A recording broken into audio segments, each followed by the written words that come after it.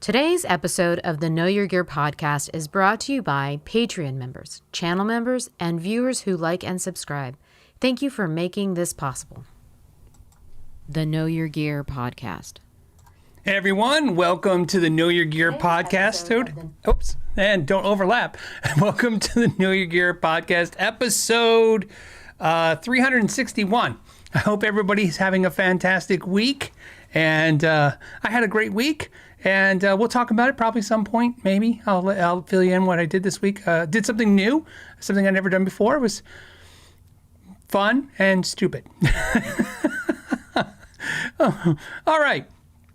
So let's get into stuff. So much stuff to get into, as you know. Let's go to some announcements because we have some biggie announcements this week. Some really exciting one.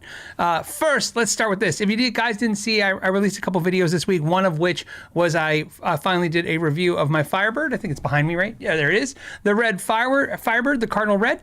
And what was nice was CMA Music Channel, which is the Country Music Association YouTube channel, sponsor video. It's the third one they've done for us, which is really cool. And I'm a huge country music fan. I don't know if you guys know that. I mentioned that I not only worked at Old Tucson, but I used to be in a country band when I was younger. And maybe if you want to, I'll even tell you one day if you ask why I stopped wearing a cowboy hat, because I went to Paris wearing a cowboy hat and had an interesting experience. I don't really wear them anymore. So anyways, my what's going on? Oh, so they sponsored the show, and we thought, okay, let's take some of the funds from the sponsorship. And Shauna just went online to Sweetwater, and actually I think she called Keith, the sales engineer, and bought an Epiphone. Let me share it with you guys. An Epiphone. Let me see it. Here it is, so I can see it too. We're all seeing it now. Okay, so this is an Epiphone Firebird. She bought this on their website and picked out the color, the model, the weight. She picked out the one she liked. This one's like a little, I think it's like 7 pounds, 10 ounces, so pretty light. And there's a link down below that takes you to the Know Your Gear website. If you enter to win, you can enter to win that. We're going to give it away in about 2 weeks. But the best part, the most exciting part is one of two things is going to happen with this guitar. Whoever wins this guitar, this guitar is going to be in a deep dive video. So I'm going to do a deep dive video of the guitar you're going to win. You're going to get every detail about it. Unless there's something I feel like adjusting, and then it might be like a Sharpen My Axe episode. I'm not sure yet. You know, it's one of those things I can't say, let's replace the pickups and all that stuff if I love it the way it is. So it's kind of like you got a 50-50 chance. You're going to see, you're going to see. And the best thing is, the most exciting thing that I thought was fun to do with this is, we are going to pick the winner and then do the video. So, if you're the winner, you'll actually get to see it on the deep dive episode. And we'll probably strategize it to where the deep dive episode launches like right the day you're going to get it in the mail. We'll probably figure out how to get it darn close to that. And so we're giving that away. And I want to thank Shauna for taking care of that. I want to thank the Sweetwater rep, Keith, for giving us a deal. So she reached out to him and said, hey, can we get a deal? We want to give something away. So he was really nice. It wasn't, it was really nice that he took care of us. I don't know what it was. She didn't tell me and I didn't ask. But we're going to be doing that, and I thought it'd be fun. So there's a link down below. You can do that if you could, and if you're interested in subscribing to the CMA channel, go ahead and do that too. This is great about these kind of sponsorship deals. These are my favorite sponsorship deals. These are the ones I'm trying to work really hard to get on the channel. You don't have to buy anything, right? They just want to promote their YouTube channel. You can go check out some videos, subscribe if you want. Like I said, if you want, but it doesn't cost anything. It's not like they have it doesn't cost anything. It's just like this channel. It's free to watch. And I feel really connected to it because it's not just country music. If you're not into country music, I understand it too, but it's really behind the scenes stuff, which is what I'm addicted to. This is what I watch tons of, is behind the scenes on everything, except for the thing I did this week, which I really should have done some research. Like I said, maybe we'll talk about that. The other thing that's exciting, I've also put a link to the G&L Guitar Build. So this is real quick, just a real fun announcement. If you haven't seen, if you don't follow me on the social media platforms, I understand. But G&L and I talked, Dave, the owner of G&L, and I talked, and he wanted me to do a deep dive video. he's like, hey, we'll ship you a guitar, and then you can do your thing, and you measure it, and you wipe your socks on it, whatever. And I was like, I have a better idea. And I said, I pitched this to a couple companies, but G&L was the first to go for it. I said, could we do two things? Could you film the build process, how you built the guitar. Let's tell a story. The story is you build the guitar, it gets done to fruition, right to the end. And then I do the deep dive, and it's a start to finish story. But more importantly, no crazy, like just this for Phil, just this custom thing that no one can get. Oh, we did this only on a Thursday, just a production guitar. In fact, so you guys know, I didn't pick out the guitar or the color. And we did write in a kind of, so here's how this works. I'm not being paid for this because this is something I really wanted to do. And normally you're like, oh, well, you're going to get a free guitar. The free guitar deal that I made with them is real simple. I just want to be very upfront about it.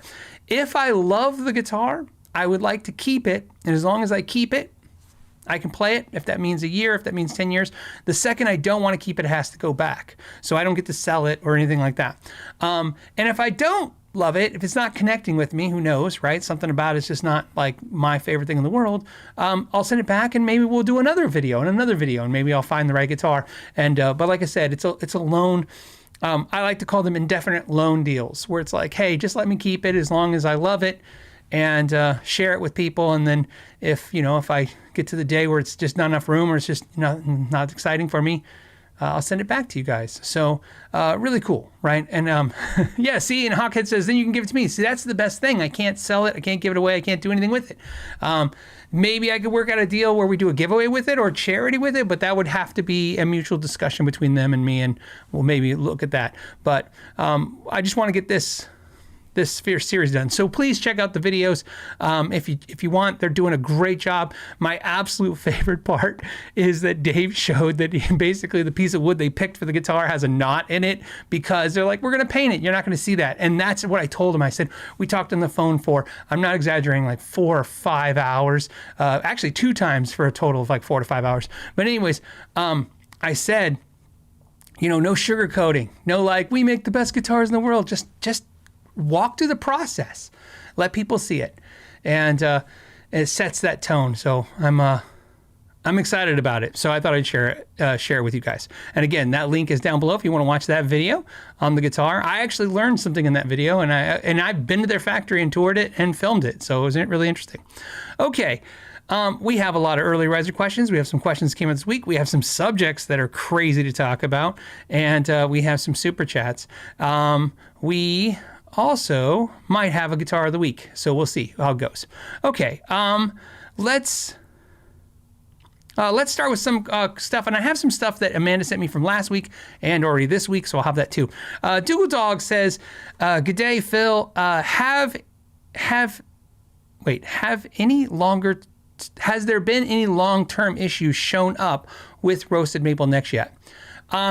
Yes and no. So again, when I say yes and no, I'm going to tell you my personal experiences. I personally own a bunch of roasted maple neck guitars. As you guys know, I purchased a ton of them from Ibanez, from Kiesel, from Charvel. There's a Charvel behind me.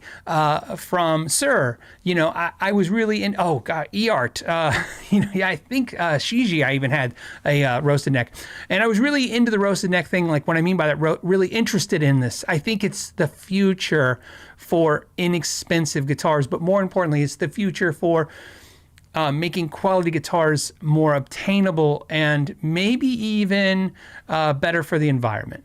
And here's why I think that. One, look, you cut down trees and then you dry them out and then you make guitars out of them, you plant new trees. Those new trees take a long time. They want old growth trees, and of course you got to sit on this wood for a long time, and demand is still happening for guitars. So if there's a process to speed up the thing, like, kiln drying the wood and stuff, I think it's great. However, we've seen where neck shrinking is happening, even on the roasted maple necks. The other thing is that we've already experienced in the past with CITES when they basically made it to where we couldn't get rosewood, but now it's back. We can get rosewood for guitars. There is no mystery here, okay? We know we're going to have issues when it comes to ebony. We're going to have issues with rosewood. We're going to have issues with a ton of woods. One of the things that I like here in the States is there's a ton of woods that are like alder and basswood. And then of course with us and Canada, we got tons of maple that we can use. And one of the things about maple is some people don't like the way it looks. And so if you can roast the fretboard, to me, I think a future idea for a neck is definitely going to be a thing for sure, is roasted maple necks with phenolic resin or Richlite fretboards. So man-made, like ebony looking fretboards. I have a Richlite fretboard on my Godan, and I absolutely love it. In fact, I have that guitar in 2 versions. I have one with a rosewood fretboard and one with the Richlite, and I could care less about which one's which. If they were both Richlite, I'd be fine with that. So some of you guys are not going to like that. Some of you guys are true diehards. You got to have the real deal woods. I understand that, but then you can pay for them. But to me, if you can build quality guitars and get the price, a little bit easier on the pocketbook, but make quality, right? Not just speed up the process. Now, maybe not hack somebody's wages down to nothing. Maybe not take, faster, the fast lane, so to speak, on some stuff that should take time. Maybe that'd be a good thing that can happen. So, the roasting maple, I think, is great because, like I said, as you can see, I really like rosewood fretboards. I like chocolate. I like darker fretboards. So roasted fretboards like this Charvel, to me, are fine. I like the way that looks, more so than the maple, like on this maple I'm pointing at right here. But what's really interesting is what is good and bad about them. So what I've learned is they're pretty bulletproof when it comes to temperature, moisture. They are not worse than unroasted necks. So there you go. It's not so much I can say they're better. They're just not worse. I felt overall they're a little bit more stable. I feel overall they're a little bit more... they can take a little bit more moisture abuse, temperature changes, and also moisture changes, dry to humid and vice versa. The only negative I found with roasting fretboards, and it really happens to really be a bigger problem the more they roast it. So the longer they roast it, the darker it is. It makes sense, right? It's kind of like an overcooked steak. It's like, it's just going to keep cooking it. The more they roast it, I find the more easy it is to dent. I have dented a couple rosewood fretboards on the headstocks. I hit the headstock on one guitar, and I've hit the edge of a fretboard once, and I hit another headstock once. And it just seems like those little minor bumps, which normally wouldn't be a dent, or if they were, just a small little mark on a normal neck, I see the roasted gets just...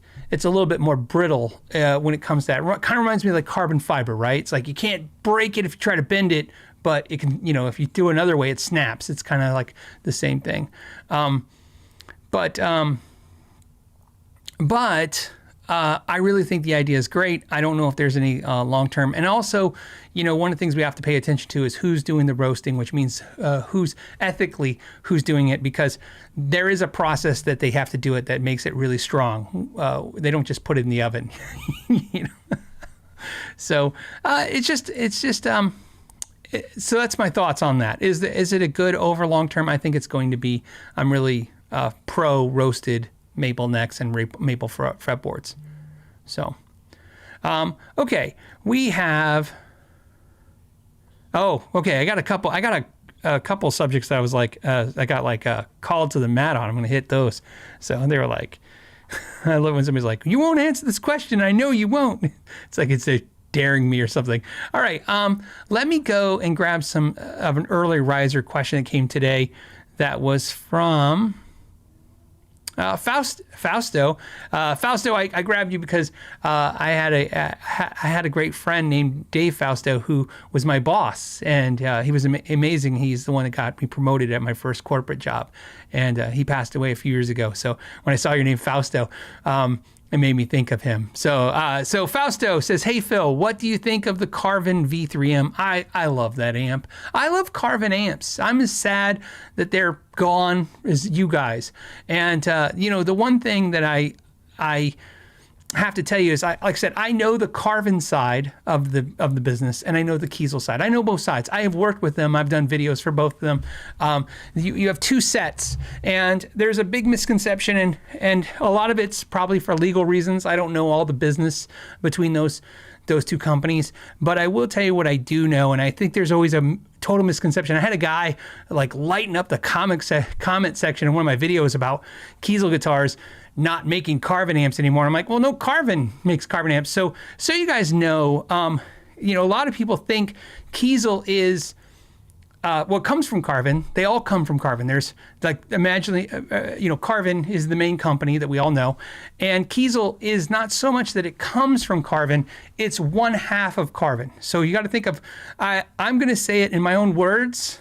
Okay, these are my own words. I want you to think of the Carvin business that you see now today and the Kiesel business that you see now today as like a divorce, right? Just think of it that way. That's the best way to think of it. Like mom and dad are divorced and they got 2 households now, right? 2 companies. And there's some things they share, right? Just, okay, I don't want to get too weird in this analogy, but you get the idea. So Carvin, has the right to make Carvin amps. They can make Carvin PA systems. They can make Carvin pedals. So that's what Carvin, the company Carvin, if you go to carvin.com, that's what they do. That's why I reviewed some pedals with Carvin.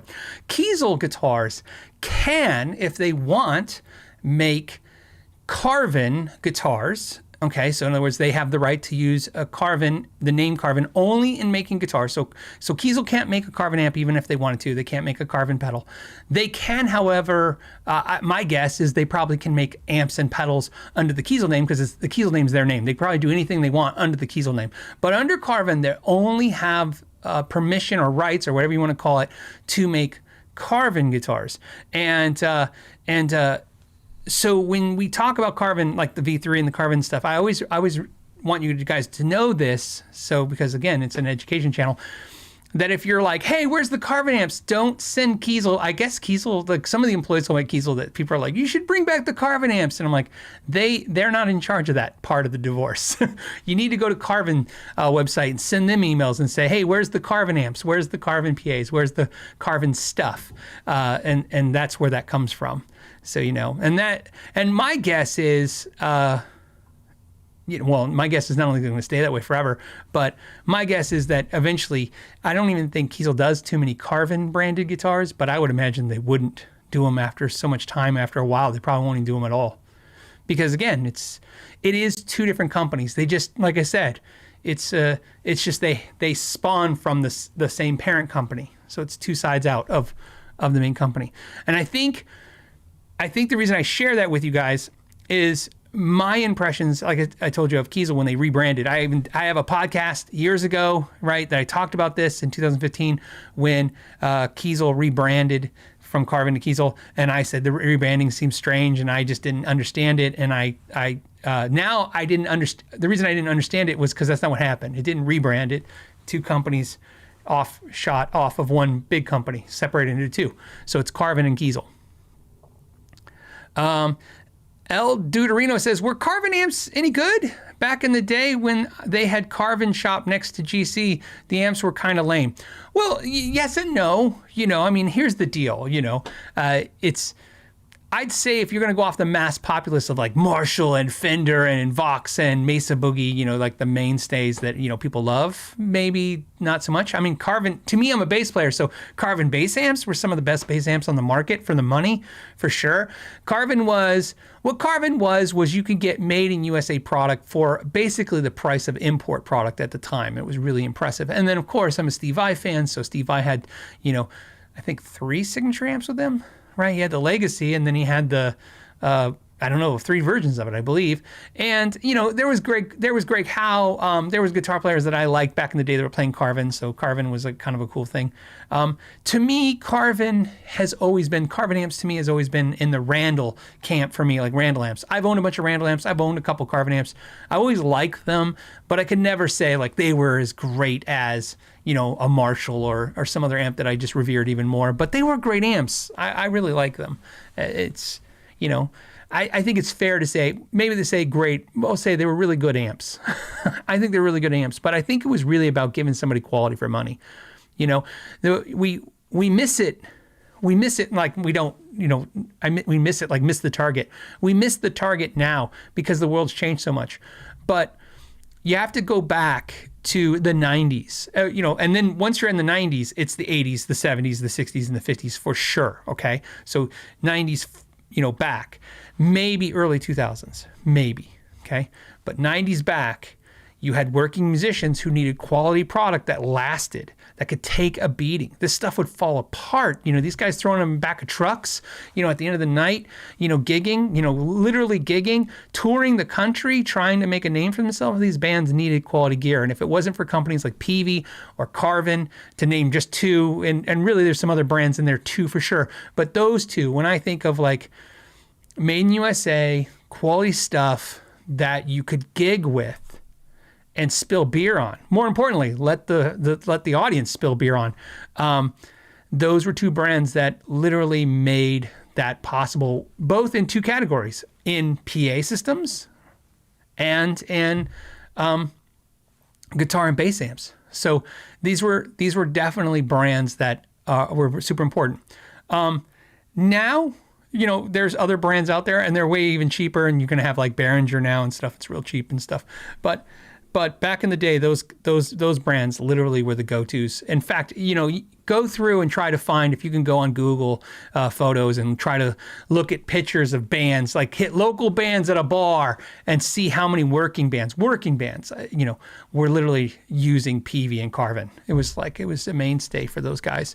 And that world's kind of gone a little bit. That way of doing things is gone now. But in the time, that was hugely important. Yeah, El Durano says that's true. The Carvin bass amps were built like tanks. Yeah, and again, it was like, you know, it was like you just needed cabinets that take abuse, because you could just, you know, I remember being so abusive to my gear when you gigged. It was literally, you know. So I don't know. And you needed something that was good, but not so good that people would steal it, because they would steal anything. And of course, you know, anything with a huge brand name on it, that stuff would be gone in a minute.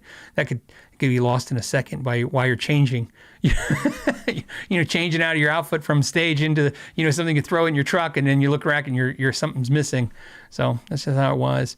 So yeah, so Carvin and Peavey were definitely for that stuff for the day. Back in the day. All right. Okay, I'm just looking at. Interesting. Karen Bassett says, "Hey Phil, can you talk about how to mitigate string breakage on live gigs?" Yeah, or just in general. Sure. The best way to, you know, kind of ensure yourself against string breakage, the first most important thing to do is that when you break a string, pay attention to where it breaks from, because that tells the biggest part of the story. Sometimes you break a string and you're just so fast to yank it off or get rid of it and just go, you know, and you really need to pay attention. Did it break at the saddle? Did it break at the nut? Did it break at the tuning key? Where did it break? Because there could be an issue there. Usually what happens is you could get a burr in the tuning key hole. You could get a burr on the saddle on the bridge. You not likely get a burr on the nut. Nut is usually not a place where the string can break, but it's possible. It usually will break at the tuning key or the bridge, and that tells a lot right there. And that will tell you, make sure that you don't have problems right there. So that's the first thing you want to do, because that's going to be the biggest thing. Well, the second thing is, you know, that's why some players are so dedicated to certain types of strings. A lot of it is tone, but a lot of it's breakage. There's certain strings that, you know, I have, like I said, I have very dry skin. My hands are very dry. And so, you know, a lot of times if you sweat a lot, you know, strings get corroded and they break. I don't really have that problem. However, certain brands of strings, for some reason, even though they're probably quality strings, just I put them on and I can snap the E string, and then some brands I can't snap the E string. And I don't think it's a quality thing, because somebody else can say the exact opposite of me. They can say, "Hey, I break the one that Phil breaks, and I don't break the one that Phil doesn't break," or, you know, whatever, vice versa. So the way I look at it is, you need to make sure you take care of your strings. Usually, touring musicians will follow some will change strings every gig. Some change every 3 gigs. Some never at all. So it depends. You need to learn. You know, like I said, learn the guitar, learn where it breaks, learn how long you can push strings before they break. You know, and that's another thing you can do that's important. So pay attention where string breaks. The other thing is, pay attention to how long, not time, okay, how long it was on the guitar before it broke. So you got to be aware of how much play time was on the guitar. So don't say, okay, I had these strings for a month and they broke, or I had them for a day, they broke. It's like, strings are like, think of them like tires on your car, 40,000 miles, 20,000 miles. Where do you want to change tires depending on what you're doing, right? So same with strings. You may want to pay attention to this. You might only get 4 or 5 hours out of a pair of strings. Different. I've done so many setups for so many players. Everyone is different. I have players that literally, I'm not exaggerating, they have the same pack of strings on their guitar for 20 years. I've seen it. It's crazy, but it's happened. And I've seen players who literally have to change strings weekly. Very rarely, in my level of doing repair, which is not in the touring musicians, touring level, have I seen local gigging musicians or just, players, they have to change strings every song. It's just not something, every set list or set. That's not something I've seen. So, all right. See, Hobo Roadie says, GHS strings always broke for me. See, they don't break for me. The Darios never break for me. GHS doesn't break for me. Ernie balls are pretty good too. I would say DRs are the ones that break the most, and I love them. I don't know why, I love the way they sound. So I use DRs sparingly, especially on bass. Mostly I play bass with DRs, but on electric guitars, I for some reason will break a DR string, but I love the way they sound. I think they ring a little louder. I don't know, they sound really good. I like them. But yeah. Yeah, and this is why I said, put in the comment section, you'll see almost everybody's going to say, I break this brand of string all the time. Somebody's going to say the same brand, I never break a string. It has to do with your guitar, has to do with you. That's a bigger factor than the string itself. So it's pay attention to those. Those are the things you just want to make sure you got going on. Okay, next was an interesting subject that came up, and it's an interesting thing, and I want to talk about it because it came up this week when I'm talking about that Cardinal Red Firebird. Something happened in that, and I actually edited it out of the video, and I thought, I was going to leave it in the video, but I thought I want to talk about it on the Friday show. So if you watched that video, great, thank you, I appreciate it very much. If you didn't watch the video, I'll give you the 2-second synopsis of what's important. Is in the video, I mentioned that I bought that instrument for $2,699, and I made a passive comment that I thought I paid too much. Well, I didn't think I paid too much. I know I paid too much. So what happened when I bought the Red Firebird, what was happening was, if you notice, I bought the Rickenbacker as well. And I've told you guys this many times, when I buy guitars that you guys want on the channel, like Rickenbacker, like the Firebird, something a little different from the channel, I try to find guitars that I can buy and then sell for what I paid or close to what I paid, because otherwise it doesn't make any sense. I can't buy a guitar. I mean, if I keep it, great, but if I buy a guitar for $1,000 and I sell it for $500 and the video makes $200, I paid $300 of work for 2 days is I love doing this, but that's insane. Right? I can't pay money to make content. It's just, it has to, at the very least, has to break even, so it doesn't damage the ones when I do make money, right? So like wins and losses. So anyway, I looked at that Firebird, and I was looking online, and one of the things that was interesting to me was, I was like, I don't know, I really want the red one. I really liked Johnny Winter, and he had a red one on this album cover that I liked, and I saw the price they had, and they were asking $26.99, and they weren't taking offers. It was a store, and it was mint condition. It was 7.5 pounds, like everything was lining up, and I'm thinking, okay. And I already know with Gibsons, like in Fenders and stuff, whenever you're dealing with certain ones, if you get the rare colors, sometimes they're nice to sit on, because you sit on them for a while, and then eventually people get, the next person comes along, me really interested in the guitar. Now, at the time, I was finding them for as low as $2,000, some as low as $22,000. So I was really trying to justify this, and I thought about reaching out to that store and asking for a deal to see if they made me give 10% off something, but I got the vibe they weren't going to do it. So, and I was like, okay. Now here's why this is what's interesting. When I was making the video, I made that comment, and I thought, I should compare what they're going for now. And going now, that same guitar is going for $3,000 to $3,500. It's gone up $400 to $1,000 in price. And I was like, wow, that's really weird considering when I bought it, it was the tail end of the COVID market. And now the market has slowed and, obviously prices have come down. So I was really confused why they had gone up. And I was like, oh, they're really special. And then I was looking and it hit me that something has changed in the guitar buying world. And here's what's changed. See, normally you would buy a guitar like that. Maybe you'd buy it on Craigslist. Maybe you'd buy it from a dealer, right? Maybe a Guitar Center, maybe a mom and pop store, right? OfferUp, you name it, in the newspaper.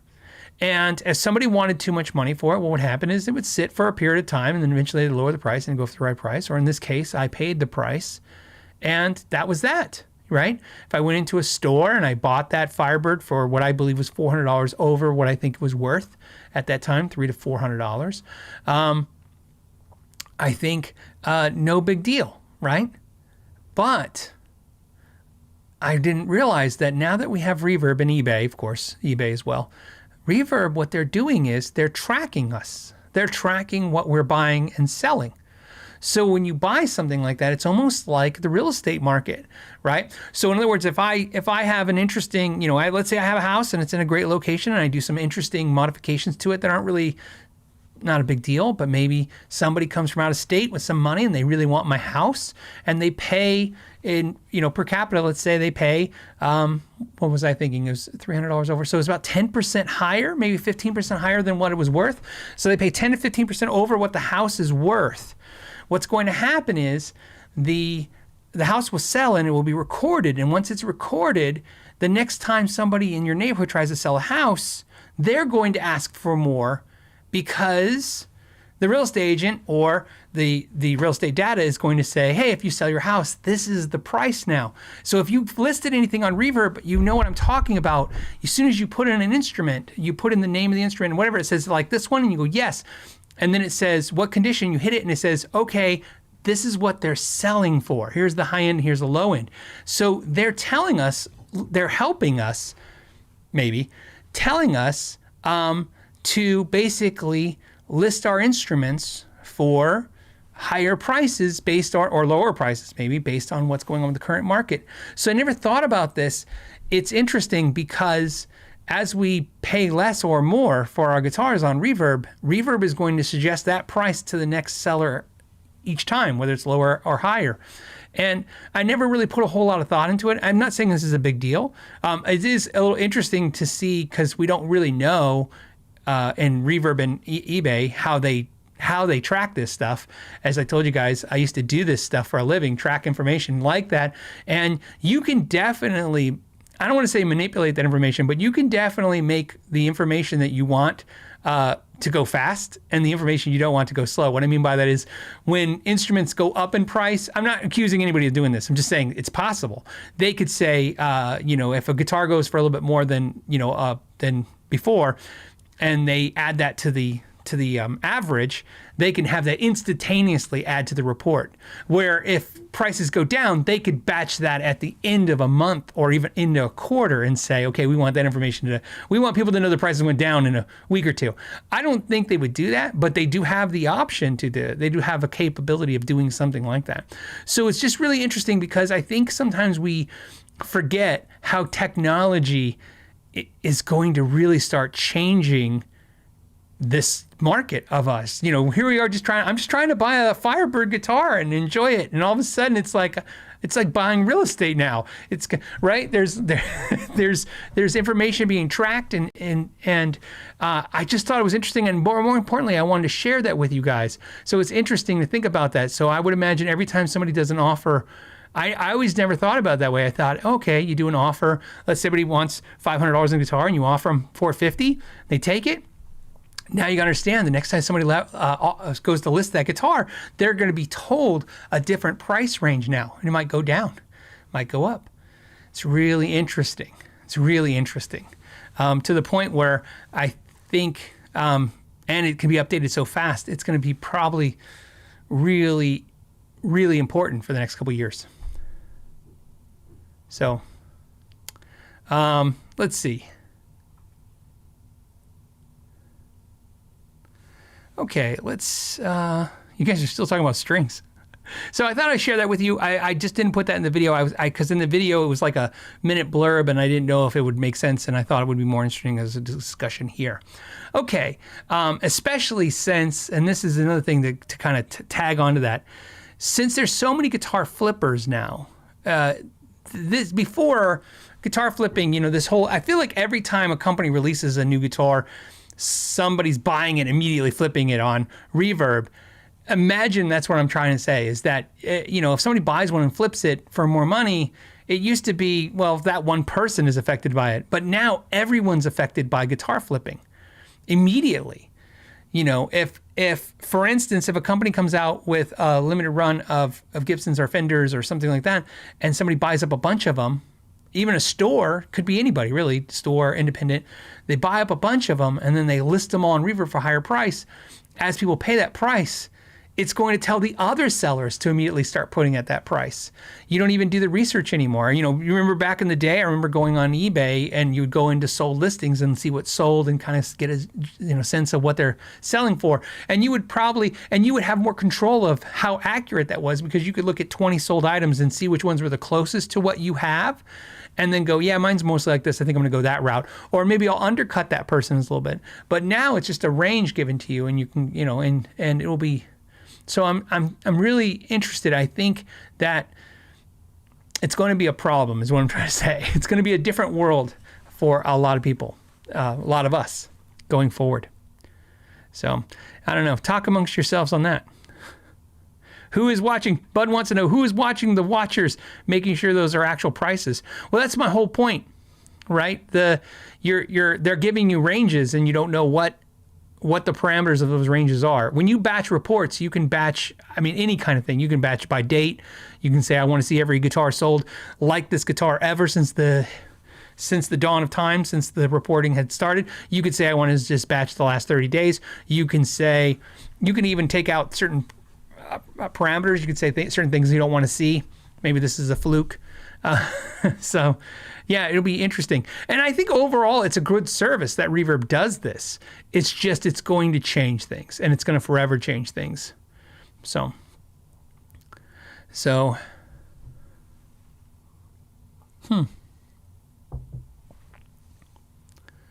okay.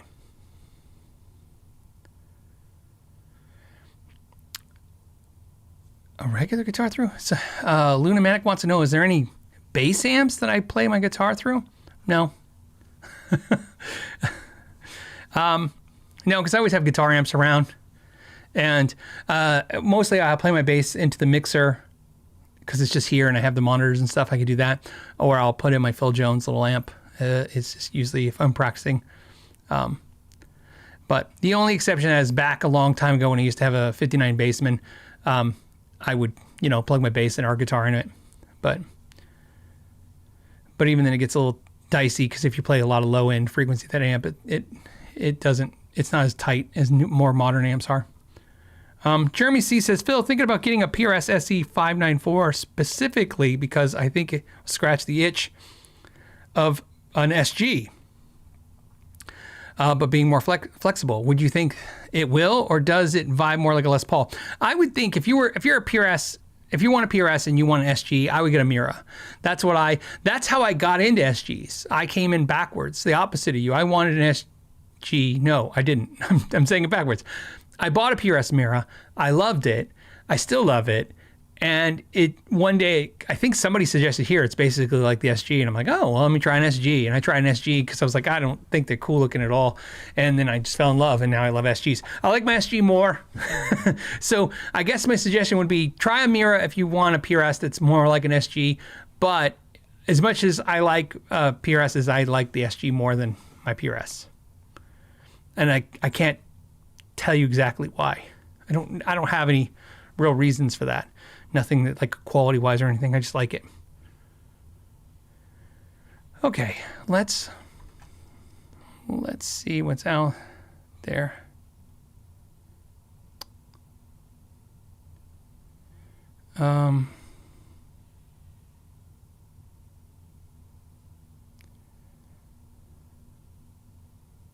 Yeah, Greg says, isn't that what it's about? We're going back to the marketing thing on Reverb and sales. He says, isn't what the free market's all about? It is, except for what I'm basically getting at is the data is very quickly. So in other words, it'll move more. It's going to move more quickly, is what I'm saying.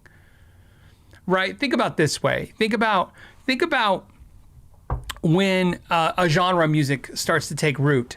Right? It's a very slow moving process. All of a sudden, you have a new style of music that's getting, really cool. And as it becomes cool, people who slowly get hip to it start buying the instruments in that music and start creating that kind of music. But with something like Reverb, you're going to know immediately, right? If you all of a sudden one type of guitar is selling really fast for a lot more money, it could be for a ton of reasons. It could be because, like I said, it's attached to a band that's really cool. This is my whole point with, but the flippers are what's different too, because flippers, there's always been guitar flippers.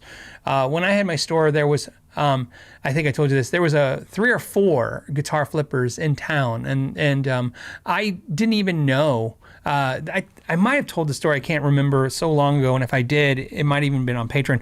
But my rep for Paul Reed Smith came to town one day, and I was still a new store owner. I was learning the ropes, things, and when he was in his hotel, somebody stole all his PRS samples. So we're talking like $50,000 worth of guitars, and for inflation purposes, $80,000 worth of guitars. So that's what it would feel like now.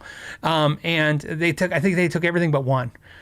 So he came to the store, he's really bummed out because these are his samples. He has to pay for these. This isn't like PRS gives it to him, because in his case, he's a rep. He's an outside PRS rep. In other words, he works for a repping firm, and PRS is just one of the companies that hire him. So he buys the samples, and then when he's done with them, he sells them to a dealer at a discount. So this is on him.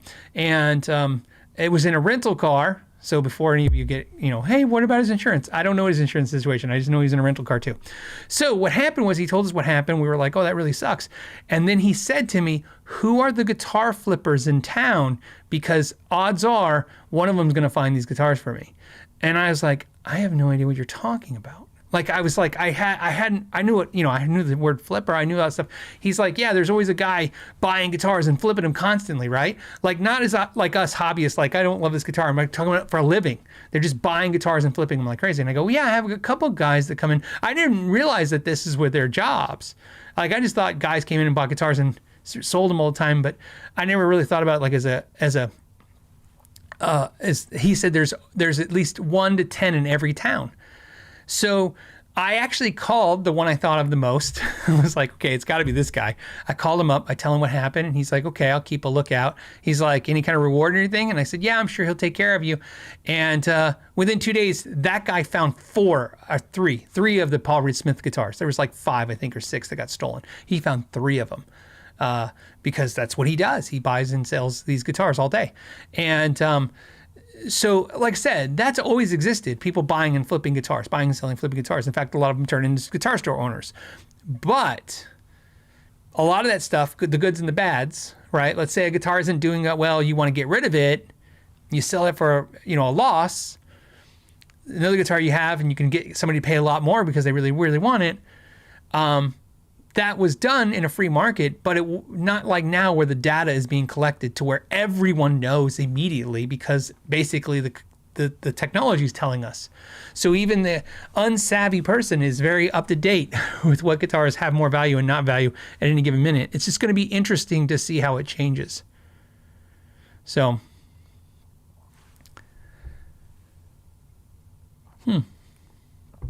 okay. All right, let's go on to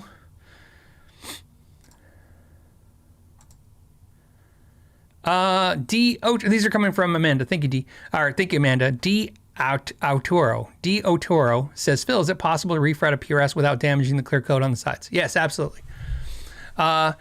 Shouldn't be an issue of any kind, to be honest with you. So yes, it's I've refretted a ton of PRSs, not as many as Gibsons and Fenders, because PRSs really don't. Dual reasons. They don't wear out frets as much. One, they claim they use a harder fret. It's very possible. I believe them. They use a harder material for the frets. And a lot of players that have PRSs don't play as much as like, what I mean by that is before you guys go into the doctor lawyer jokes, I just want to go into the gigging musician reality of, workhorse guitars. High-end PRSs don't tend to be workhorse guitars. Not typically. But I refret a lot of PRSs. My Mira that I currently have, I refretted with stainless steel frets because I only refret with stainless steel now for no reason other than it made it easier for me. The last year of the shop, when I was doing the shop, when COVID hit, just to make my life easier with customers, I would just like every refret was with stainless steel, and just that way I didn't have to upcharge for it because I would just buy the material and just be ready to go. So when I refret my own guitars, I have, in fact, currently right now I have a ton of, I was just talking about my wife about this, I have a ton of stainless steel fret wire downstairs in the shop. So we were talking about refretting some guitars, my personal guitars with some stainless steel fret wire because I have so much of it. Disco says, hey Phil, what guitar have you had in your collection the longest? So the longest guitar I have in my collection would be, I mean, it's going to be tough, right? So I don't know if I can give you the exact one, but I can show you one or two that are very close in collection. So when I think of oldest guitars, I think my jazz bass, my Candy Tangerine Fender Jazz Deluxe bass, that's from 2004. So that one's pretty old. My Dana Scoop is pretty old. It would be obviously pre-2004. It's funny. Here's what's funny. I'm trying to think of guitars because really, it really matters to me what guitars before I started doing YouTube. If you look at the very first videos I ever did on YouTube, if you look at the guitars in those videos, I almost have every single one of those guitars, which tells you a lot. I've said this many, many times. And I'm not the only YouTuber I've heard say this, that they have all these guitars, all the guitars they started their channel with, they still have, because that was the guitars that I was playing all the time. So like my Powell Reed Smith Mira, which is from, I want to say that's a 2013 Mira. It's the last year. So it might be a 14. I'd have to look at the headstock, but it's the last year they did it. And so that's a 2013 Mira. And then I have, obviously my 2007 Fender Custom Shop Copper Strat. But I don't have any guitars from like high school or anything like that, because like I said, I pretty much sold everything when I joined the Army. Not pretty much. I sold everything before I joined the Army. I did delayed entry in the Army, and then I was out of work, so I had to just like make ends meet until my departure date.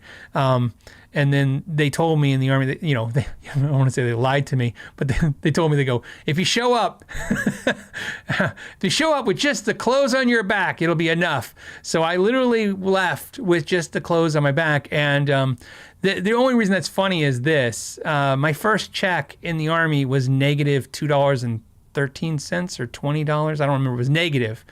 Because what I didn't know when you did delayed entry is they take out your insurance and you're not getting paid. So my first check was negative obviously for the stuff I had to buy at basic, and then of course for my insurance. So my first check was $0. The only thing that really sucked was I live in Arizona, so when I left in October to join the Army, I left with a t-shirt, a pair of shorts, some pair of Reeboks, and a hat. And that's all I had when I went. When I showed up in Kentucky and it was 46 degrees in the morning with my shorts. And this is a true story. I was shivering so bad that my teeth were chattering, and I was in reception, and you could hear my teeth chattering in the morning because you just stand in formation until you had time to eat. Because for those that don't join the service, you don't just go. It's like in the movies, they always show them like they go and they get on a bus and then the drill sergeant. You go to reception, and sometimes I was in reception for like 2 weeks. You can go to reception for days or not weeks before you actually go to basic. That's where you get all set up. So anyways, I was in reception and my teeth were chattering, and some drill sergeant, who wasn't my drill sergeant at the time, was walking by, and he's like, who's making that noise? And he comes up and he just starts screaming in my face. He's like, what is wrong with you, private? And I don't know why. I didn't know what to say. I said, I'm from Tucson, Arizona, drill sergeant. And he said, he said, carry on. he didn't even, he felt so bad for me. He left. So that basically what I'm trying to say is, I didn't have anything, literally when I joined. So when I got back, from the Army, my girlfriend, who's my wife, bought me, an Ibanez RG 350, I believe, or 375. No, 350. So I'd have a guitar again. I didn't have a bass or anything. So that's why I don't have a lot of instruments, from those years and my beginning years and stuff. And then when we opened the store, I also purchased a ton of stuff because again, we were trying to fund the store. Things get a little tight in the beginning of a business. So I would sell everything I pretty much had. So very few things made it through that as well. And then it was probably 4 or 5 years into the store before I would actually start buying stuff for myself. I would just borrow stuff from the store. So there, I hope that makes sense. Okay. Okay. We got another one. Let's go. Keep going. We got more subjects, more things. This was a question that came in early. And this one was, I don't know why I'm missing it. I saved it and then it's gone. All right. I'm right. And jumping back into the stuff I have in front of me. Let's do this. I'm seeing. And if you guys have a question for me or a subject, put a question mark at the beginning. That way I know you're talking to me. Fernando's got an impossible question. Happy Friday, Phil. Any recommendations for guitar brands that don't disappoint?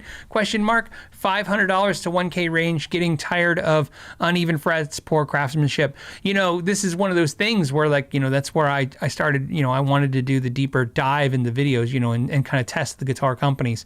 And, it's tough. Right? Because if you look, most of those companies fail in some way. There's no such thing as a perfect guitar. But my whole logic was when I'm doing the review is I'm trying to point out all the things that are typically wrong with that particular guitar and how you would fix them because of those reasons. What you're talking about is if you get a guitar, if you spend if all you have is $500, you spend $500 on a guitar and now it needs $150 worth of work, you just don't have the money. I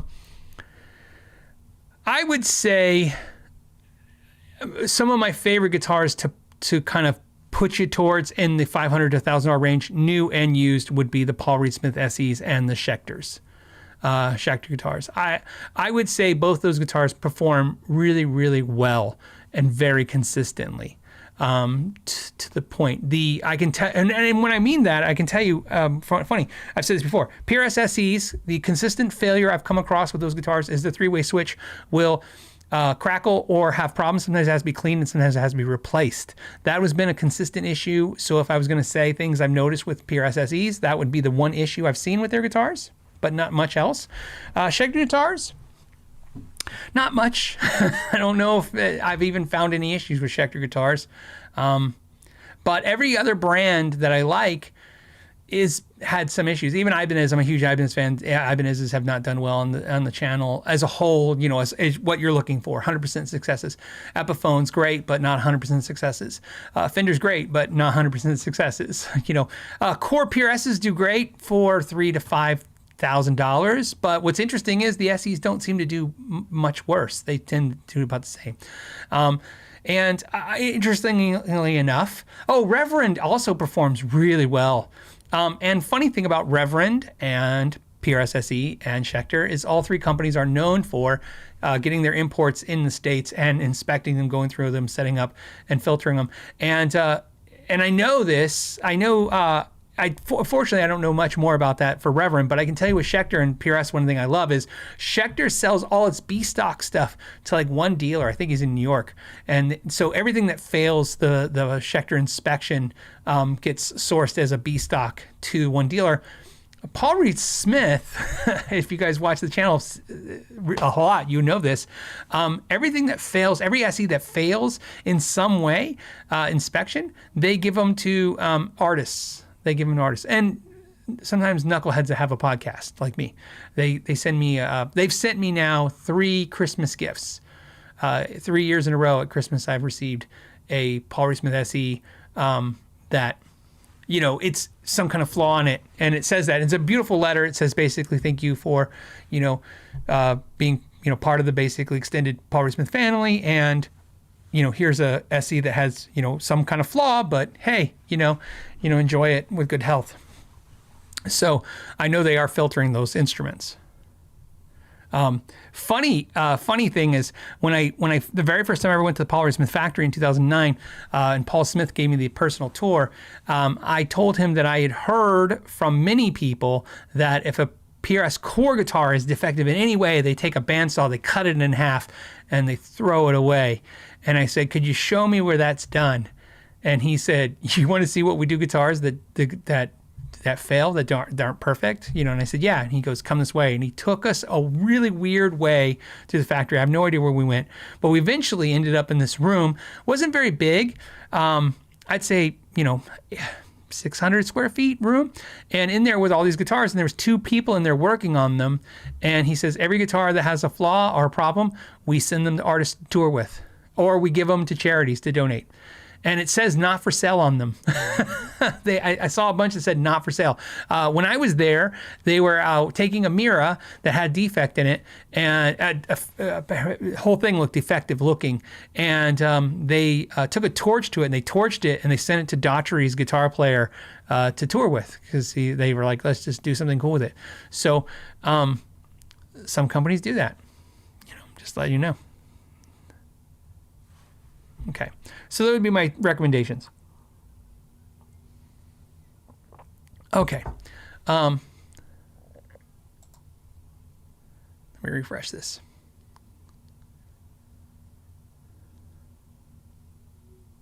Okay. Susan says they didn't bulldoze them. They did not. Susan, that's a touchy subject. We don't bring up the bulldoze gate.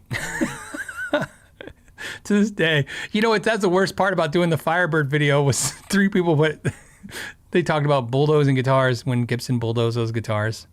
Yeah, that was tough.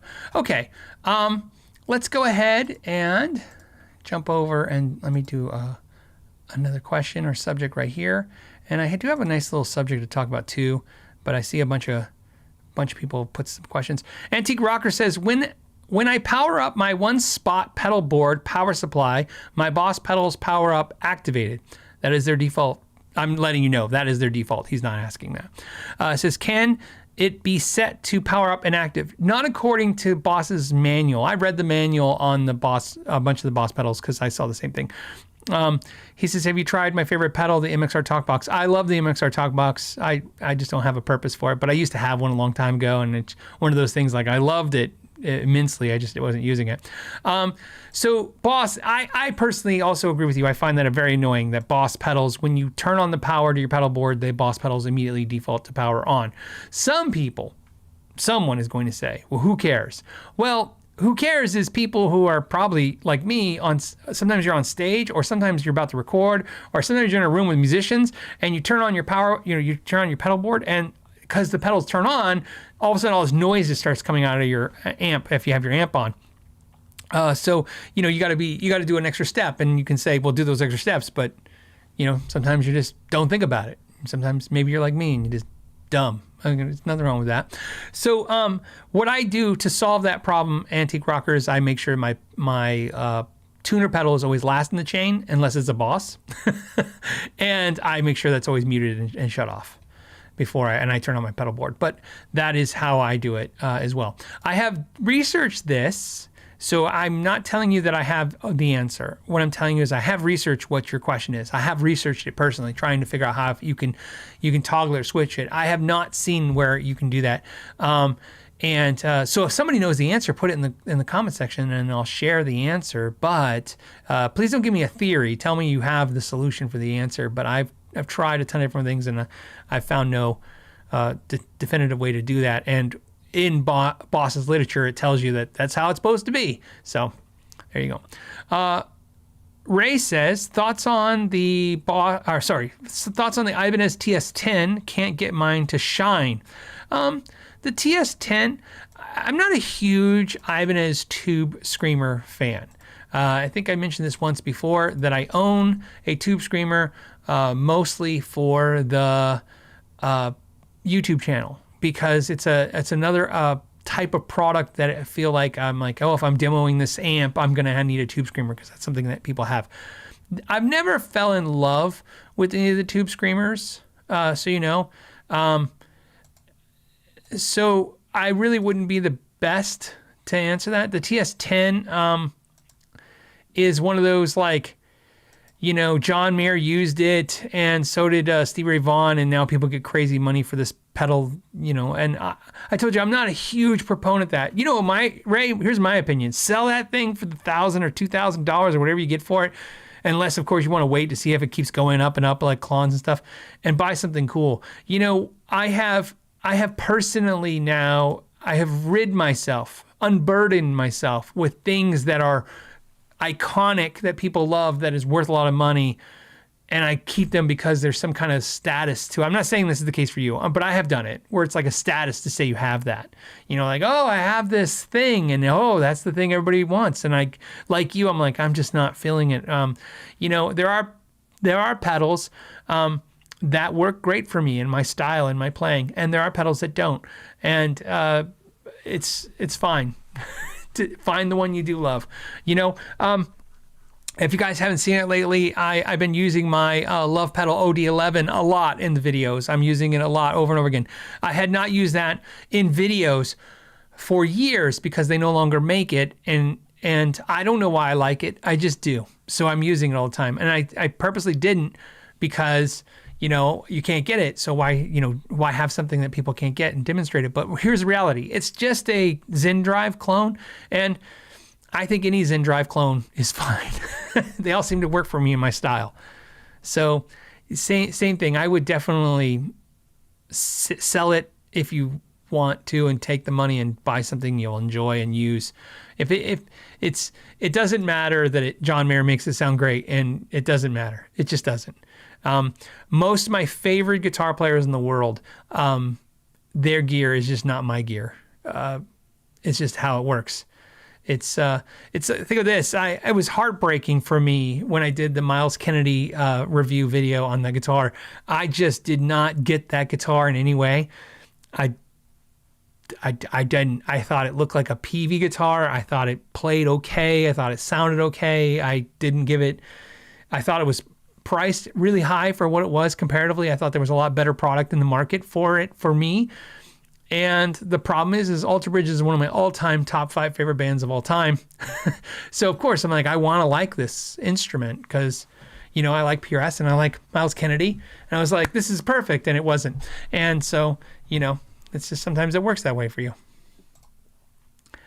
Chris, hold on, let me drink some water if you don't mind. Okay, Chris wants to know, hey Phil, thank you for the super chat, by the way, the very large super chat, Chris. Says, hey Phil, do you account for fall away when doing a fret level and crown? Got new music Nomad file and still can't seem to get things right. Do I account for fall away? No. My method has always been, I just dig in and go, and then solve the problems as I find them. So no, I used to think that there's a way to outsmart things, and I don't think that's a thing anymore. I think that you see it in the videos. I just start going. I got a theory. Everything is really just a theory of what you think the problem is anyways. Even when somebody like me or some other tech on YouTube is like, here's the problem and here's how you solve it, it's really just one way of approaching the problem.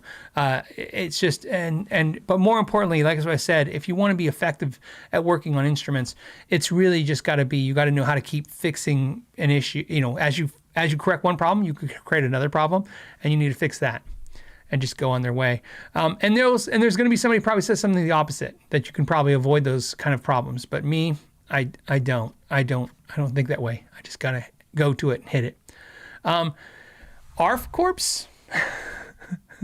I think I'm probably messing that up. ARF Corpse, ARF Core. I want to say Air Force Corps? I don't know what it could be short for. It says, will Gibson re-embrace the Firebird again? Beyond custom shop models, used prices are crazy. Realize it's a low volume product line for them. I'm really curious to see what the Epiphone does. You know, I'm really curious to see how I like it. Somebody even mentioned I might like the Epiphone more than the Gibson. It's possible. So, one of the thing about the Firebird, it's kind of like the V. I've told you guys this before, for not so much investments, but for the channel, like I said, I'll buy a Gibson over an Epiphone because I know if I buy it correctly, I can get in and out of it and make content. And that's the name of the game for doing this kind of stuff, right? It's like I said, there's no way that I found on YouTube to just always win. Right? Making money, just making the money. Sometimes you're losing, sometimes you're winning, and you just gotta figure out your thing. If you want to do anything more than what companies will send you, because otherwise it's just sit and wait to see what companies send you, and then after a while that just gets old. Because like I said, Gibson is going to send a Firebird, so I would never get one on the channel if I didn't do that way, and so. Why I told you I buy a Gibson and stuff is, like I said, I can buy this Gibson, and if I buy the right guitar, it will hold value, especially if I buy it used. I did that with Reverend. Reverend finally sent a guitar, and I reviewed a Reverend, and I was very excited about that. Or not Reverend, but Sweetwater sent a Reverend, and I reviewed it. Before then, you guys wanted one, so I bought the USA one, and that one was one of those videos where I think I did it. I did the video really. I think I did a good job on the video, and I sold the guitar for basically what I paid for it. Because that's what's great about used guitars is that, if I buy it for $1,000, I can sell it for $1,000. And my first Kiesel review on this channel, I bought a $1,000 Vader and I sold it for $1,000. So it was a way to churn, where if I bought a brand new Kiesel, it'd be a little tougher. But all that aside, when it comes to Epiphone, the Epiphones I really, really like, to the point where I don't understand why buying them over, Gibsons over them, unless you just really want the Gibson branding. Firebirds and Vs, because they have the same headstock, they have the same look. Let me go back to it. When I go back into that Epiphone, see, it's the same exact headstock as the Gibson, and the Epiphone logo is on the truss rod cover, which is how the Gibson logo is on. If you guess, you could, right? So it's not, you could take, if you don't want it to say Epiphone, just put a black one on there. I think it's gorgeous. So it's one of those things where I don't know if I really care. Here's a Boom Bins says, I have the Epiphone Firebird, a neck through one. Once it is probably set up, it was really nice. Yeah, so I would imagine. Like I said, I'd be curious. But yeah, companies are going to, big companies are going to pump what sells the most, and then what sells the least, they're going to try to make it harder to get so they can drive the pricing on it. It's Disney, man. It's how Disney does things. It's like, hey, if it's selling, make a lot of it. If it's not selling, take it away and vault it for a little while. Let people pine for it a little bit, and then release it for more money. So I think Gibson's no different than that. So, but yeah, the prices are crazy. The Candle 34 says, I got the stickers from my Patreon membership. Thanks. Oh, cool. That's awesome. I'm curious what stickers you got, because there's different ones. And I if you saw this, I have some of the newest stickers on my my workbench. So, but thank you for the super chat and let me know. Nathan Sonye, what's up, Nathan? He says, first super chat in a while since I have a steady paycheck again. Am I allowed to tell everybody where you work now? Nathan no longer works at Fender. That I can say.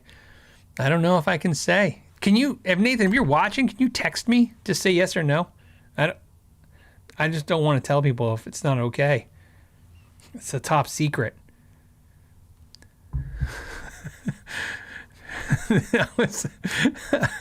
I'm laughing because I've almost said everybody should try to guess, and I'm like, that'd probably be a bad idea. So, all right, Nathan, if you see this and you can text me, just text me yes or no, and I'll share or not share. But thanks for the super chat. Says you got a job. Yes, but Nathan is free from the major corporations. So there you go. He said, don't tell anyone ever.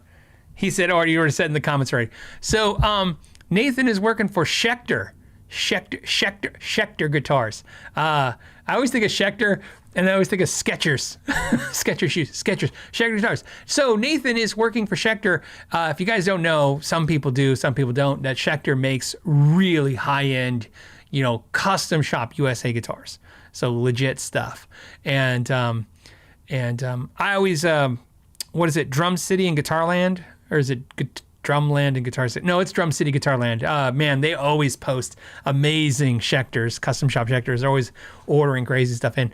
So Nathan is now at Schecter Guitars, building amazing guitars. So now, if you get a Schecter and it's got an issue, no, I'm just kidding. It's going to be amazing because he does fantastic work. And Shane says he's a proud owner of a Schecter. So there you go. It's nice. I'm glad he's working there. Obviously working for Fender Custom Shop, Jackson and stuff is a pretty prestigious thing, especially after working at Paul Reed Smith as well. But as you can imagine, working for a big corporation in California is a little tough, man. So it's a tough gig. Hawkhead 14 says, is Schecter owned by ESP? It's owned by the owner who owns ESP and Schecter and Musicians Institute, Guitar Institute, all that stuff. Same guy owns all the brands now. Yes. They are ran independently of each other.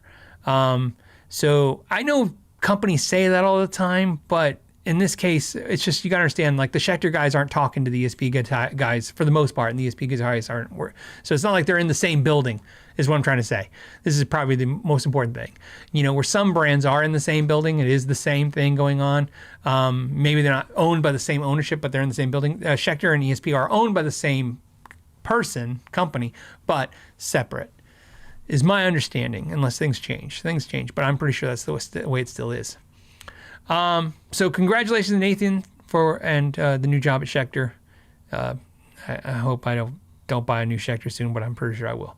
Okay, Pedro Dowd. I'm just messing up names. Hey, thanks for doing these chats. Really look forward to them every week. What are your choices for valve amps 5 to 10 watts and 20 watts? Not too expensive. Yeah. Well, I mean, not too expensive is tough, right? I really liked the Laney Cub stuff I reviewed. I liked that amp. It was pretty cool. I really liked the Supro stuff. I enjoyed that as well. It's one of those things, every time I review, I kind of almost, sometimes it sucks the joy out of doing the reviews of amps anymore. Because every time I do an amp, it's like everybody goes, oh, it's cheap. I'm like, yeah, that's what it is. It's lower price stuff, so it's going to have issue, or it's not going to last as long, or they're going to, people are like, oh, if the tube sockets are on the board, I'm like, well, when they're not on the board, they're $3,000, so I don't know what to tell you. So it's somebody says monoprice. I've never tried monoprice, so that's a good, thank you, Telly Driver, for the recommendation. But so that's a recommendation as well. I like, if you're looking for low wattage amps and you're trying to do it on the low, on the cheap, don't forget used Peavey amps are still pretty good finds and pretty good deals, especially, all of them are good, even if they're made in China. I prefer the USA ones just because I think they'll be collectible to some degree, so why not? Here's another amp that I love that I have. I have an Ampeg Jet 12 that I picked up for $350 that I absolutely love. It's in my amp room, and I like it as much as any amp in that amp room, and it was $350. So that's pretty good too. Used one, and of course, used Fender amps are great. I'm a huge Princeton fan, and a Blues Junior. Blues Junior you could probably pick up used for in that price range, and I like the Blues Junior a lot. So those are some suggestions. As you can see, I lean towards kind of some basic Fender tube amps.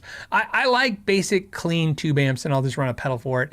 To me, some of the amps that do too much and the lower price points, it's not that they're not great. It's just I don't need all that. I don't need it to do everything. I just need it to sound really good, clean, and I'll figure out what pedals work with it.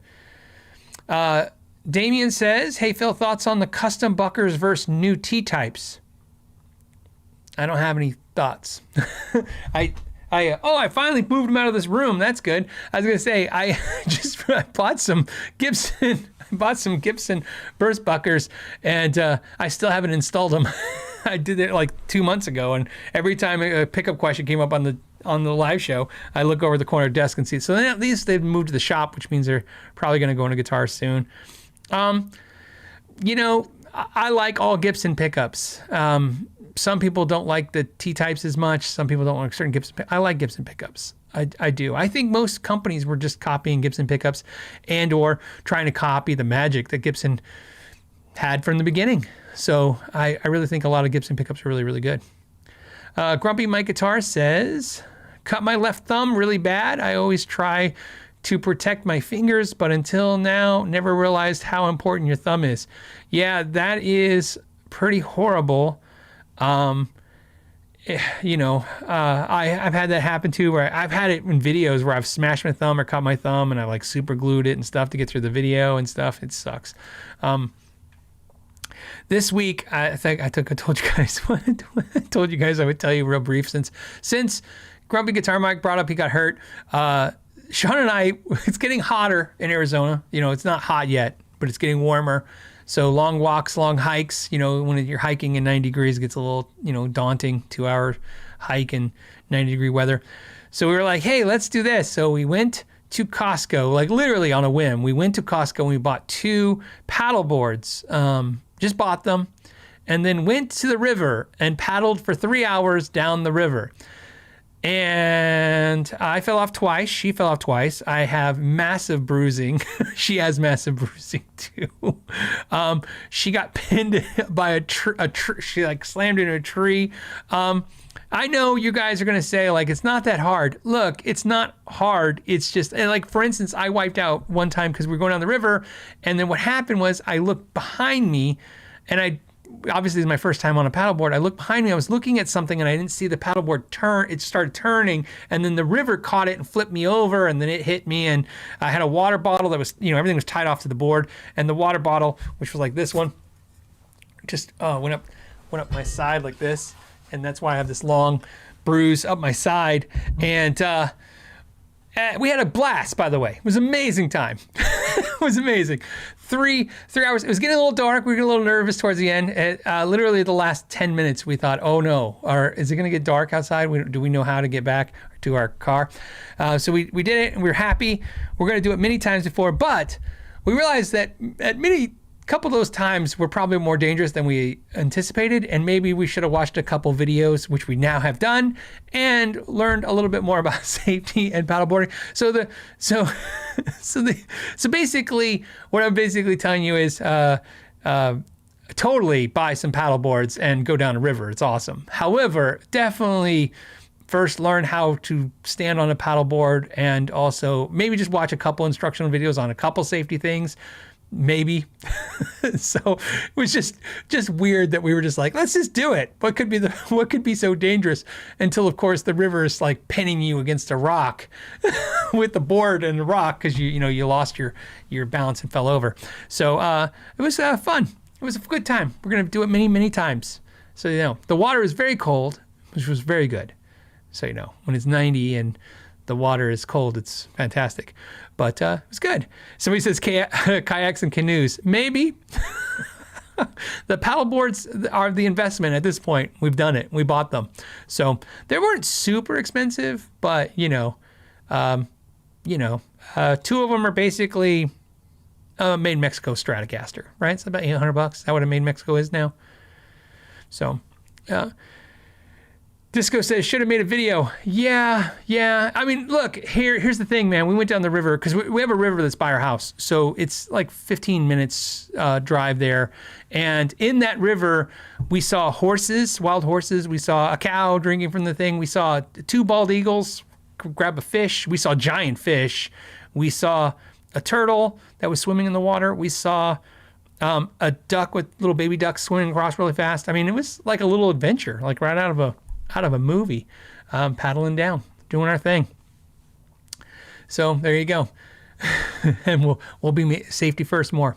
Let's do Guitar of the Week. Okay, so I want to do Guitar of the Week, and look at that. Guitar of the Week. So it's official. This is the Guitar of the Week. I don't have to do the whole playthrough or anything because I have the Guitar of the Week next to me. And this was a guitar I thought I'd share. And somebody, you know, the Guitar of the Week thing has been interesting. Some people are like, I love it. Some people are like, I can miss, you know, I can pass on it. But I thought maybe what we'll do is we'll change it up each week. So it won't just be like, here's a guitar, here's a guitar, here's a guitar. As you guys don't know, sometimes it's like this guitar was sent to me by a company and the one's like, this one's an old guitar of mine. This one, I want to tell a story. So this one's more about a little quick, little funny story. I promise a little humor in this. This is a Gretsch. I've shown this before, but I've never done an official video of it. Look, it's matching me. Like I'm matching my guitar. This guitar is a Gretsch 6118 Junior LTV, and I might be saying it backwards. It might be Gretsch 6118 LTV Junior. Doesn't matter. So here's what it is. First of all, though, the thing that sucks about it is that the front is just black, but the back and the sides are this amazing green. It looks probably like gold to some of you. It's not gold. It's like a green gold. It's like almost like if somebody shot like a gold top and then shot like translucent green on top of that. So the back and sides are gorgeous and the pickguard matches it. But then the front of the guitar, you're like, oh, you don't know that's all going on there. This is a Gretsch, but it's not. It's a 6118 instead of 6120. What that means is it's smaller. It's a little larger than a Gibson Les Paul. So I would say, I didn't measure it, but probably 17 inches, maybe 18 inches. Oh, probably 18 for 18. That makes sense now because Gretsch would probably make sense that way. So 6120 probably means, my guess is it's 20 inches from the side to side here on the full-size Gretsch. This is 18 inches. That would make sense. So it gives you a reference of it width-wise. Full hollow, of course. This has a pin bridge. So it's a ebony bridge, and pin meaning there's just two metal rods in there that hold the bridge. So if the strings come off, it stays in the same spot. It has two TV Jones, Filtertron TV Jones style pickups. It has, this one's different. So some Gretches are this way and some are not. This one has two volumes, which I replaced with dice because, you know, you gotta be cool, right? Okay, so volume. So this is the two volumes, and here's a master volume up here. And then, so there's no tone control. So this one has a three-way switch right here, and then this switch is a three-way tone switch. And how they do that is there's two capacitors on each side, and so in the middle it's bypassed. You have no tone control. Down, think of it as half tone control back, right? So they use a lighter capacitor so that it basically sounds like a tone control if you turn it halfway. And if I go up, it's like if you turn your tone control all the way back. It's a cool feature in Gretches. I've always liked it. Some Gretches just don't do it that way. They just do the tone knob and then do a three-way switch. This has an ebony fretboard with thumbnail inlays. It has medium jumbo frets. They're actually pretty tall. It has a bone nut, which is very unique. It has Godo locking tuners. Everything on this is stock. So, you know, Godo locking tuners. It's made in Japan. It comes with a hard shell case. It has the Bigsby. So I believe this is the Bigsby that's not really Bigsby. I think this is like the licensed Gretsch Bigsby, but it says Bigsby. It's really tough because it's transitions over the years. You know, Fender owns Bigsby now, so it gets a little tricky. And then what else is exciting about this? That's pretty much it. It's a smaller Gretsch. It's fun, and it plays great. So where's the funny story? The funny story is that I'm the reason this Gretsch exists, and I didn't want to buy it. So here's a funny story. So it goes like this. One day I was working in my shop, and my buddy Joe came in, and he goes, I just came back from Sam Ash, and I said, okay, and he goes, I got this. And he pulls out this Gretsch Junior, which just looks like an orange Gretsch, looks exactly like every Gretsch you ever see, an orange Gretsch, but it's small like this, tiny. And I go, what is that? He goes, it's a Gretsch Junior. And I go, that is crazy. And I go, that's awesome. Where did you get that? And he goes, I got it at Sam Ash for $1,000. And I'm like, $1,000, which was a really good deal at the time. Hold on, somebody's like, price, I'll get to it. So I played it for a second. And I go, I absolutely love this. If you ever sell this, let me know. And he goes, yeah, of course, I'll let you know. But of course, he's not going to sell it. So then what happened was, fast forward, I want to say a few months later, I'm at the NAMM show and in my hotel room doing what you do after a NAMM show. I'm looking on Craigslist for guitars. And a local person's selling a Gretsch Junior for $1,200. And I go, $1,200? And I emailed them and I say, I want the guitar. Will you sell it for $1,000? They said, sure, come get it. When I'm not in town, right? And I just don't want to lose out on this guitar. So I call Ralph. I say, Ralph, go get $1,000 and go meet this person and get this Gretsch for me. And he's like, okay. And he goes, but how do I know if it's right? I go, look, if it's not jacked up, I go, don't worry about it. As long as it's not damaged anyway, it's worth it. So he goes, meets him, gets the guitar. He sends me a picture and he says, hey, I got the guitar. It's here. I get back from the NAMM show. I pull out a case, I play it. I go, I love it. The frets are super tiny, vintage frets. And it's just, kind of like what I was talking about, the Heritage, but on 10. It was just, I hated it. So I was like, okay, I got to refret this guitar. And so I go, this is such a cool guitar. Now, this is a made in Japan Gretsch Jr., but it was made before Fender made the deal. So a lot of people think Fender owned Gretsch. That's not what happens. Fender does not own Gretsch. In 2002-ish, Fender became the licensed seller of Gretsch. So Fred Gretsch III still to this day owns Gretsch, and Fender distributes and sells Gretsch. So they'll do the marketing for Gretsch. They build them in some cases in the USA. They build them obviously in Japan, Korea, and China. And they sell them and distribute them to dealers. They handle the credit departments. They do everything. It's like they handle everything for Gretsch, but they don't own the brand Gretsch. In fact, I'm sure they have to re-up it every year, every couple years. I'm not sure. But that's how it works. And the reason why that's important is that is an important deal because like EVH, they don't own the EVH brand. They sell it, distribute it, and build it, but they don't own it. They do own Charvel. They own Jackson. So it's just interesting to know the little ways that sometimes companies can negotiate. It's different. But at the time, he's since retired, Joe Carducci was the guy running Gretsch for Fender. And he's one of the original 12 employees that when Fender got bought back by the employees, he was one of the original 12 employees that came to Arizona from California, and he was eventually promoted to run Gretsch. So one day I'm talking to him, hanging out with him, and I said, man, did you ever see a Gretsch Jr.? It looks just like a 6120, but it's smaller. And he's like, oh yeah. He goes, I remember those. I go, you need to make those. And he goes, yeah, they didn't sell it well. And I go, no, they're super awesome. I go, I just wouldn't stop talking about how amazing that is. And I go, but the frets are tiny. I go, you guys need to do modern frets like you do now. So 1 year later, I'm walking to the NAMM show. So this is a year from the first NAMM show where I bought that used Gretsch. I'm walking down the hallway and Joe Carducci sees me and he goes, Phil. I go, what? He goes, we did it. I go, what? He goes, we did it. We made a 6118 LTV Junior. We made it as an anniversary. This is the diamond anniversary of Gretsch. So I think that's 100 years, right? It's a 100-year anniversary of Gretsch.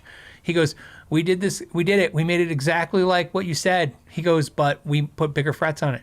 And I go, done. I'm getting it. Ordered. Done. I go, put it on my order. And he's like, I'll let them know. I'm like, cool. So I go and look at it, and it's black. I'm like, why is it black? It's like, that's not cool. I wanted orange. I wanted something flat. I wanted something flashy. It's just black. And I go, so I was a little bummed. And then I got the price.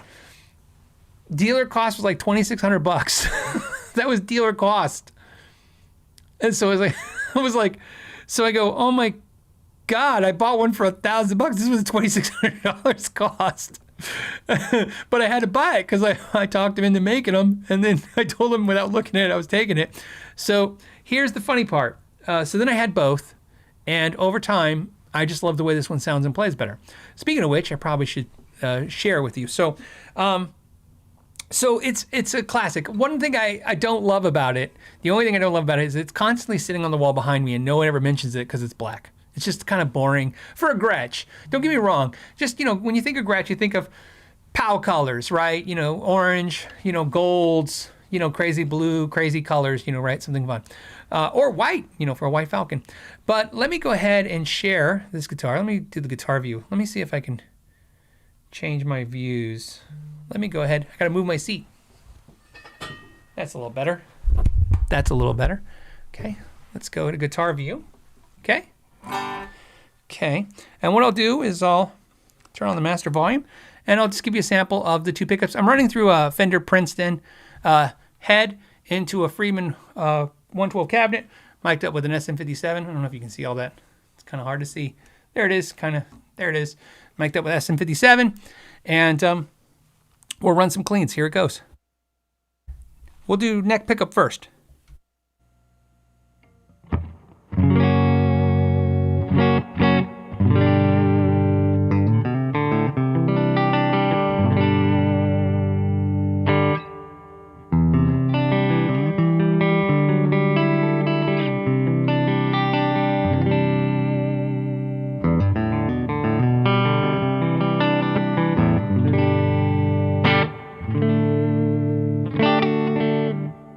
Now, what's great is this switch, and I know somebody called it the mud switch in the comments. It is. If you put up in the up position, it's just mud. It's just loses everything. But in the down position, I love it for like when you do this kind of sound in the middle position, you get this kind of.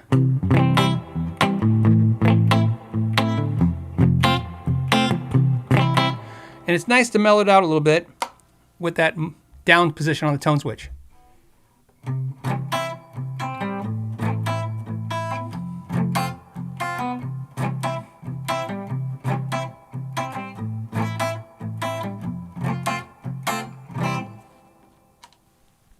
So I like it because it's really cool in the idea that sometimes you don't want to be so up front, you know, in the band. You don't want it piercing out. So, and quickly just push that down.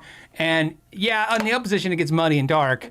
But in the down position, it does mellow out and get a little dark, but it kind of just tames you out so you kind of blend in a little bit better. Let's go ahead and go to the bridge.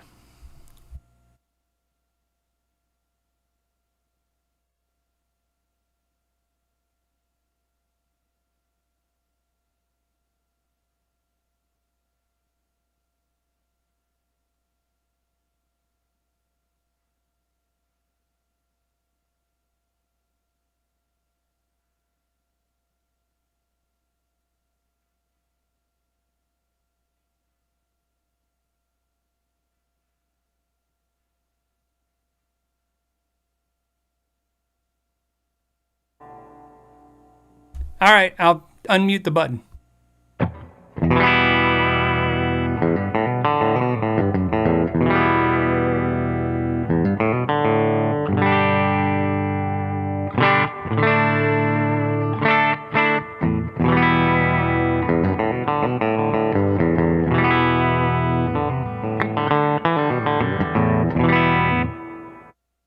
Okay, and then I want to switch over to an overdrive just to show you that, and we'll do the bridge real quick with an overdrive. Here we go.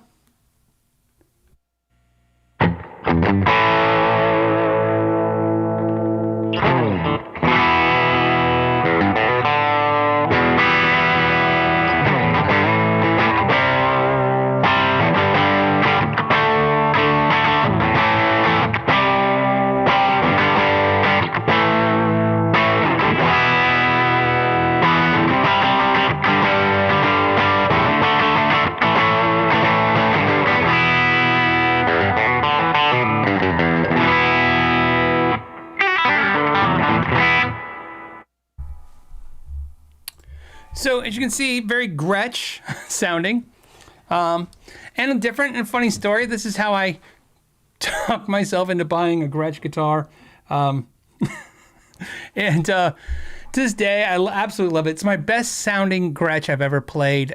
Even recently, I'm going to do a review of my full size Gretsch that I absolutely I like that guitar a lot, but this one just a little bit still more magical. I don't know what it is about it. It just feels great, easy to play. And, you know, maybe it was just meant to be. And I still love, one thing I love about this guitar is I love having a master volume. You know, just, I love the idea of just having one big master volume and two independent volumes. Really cool.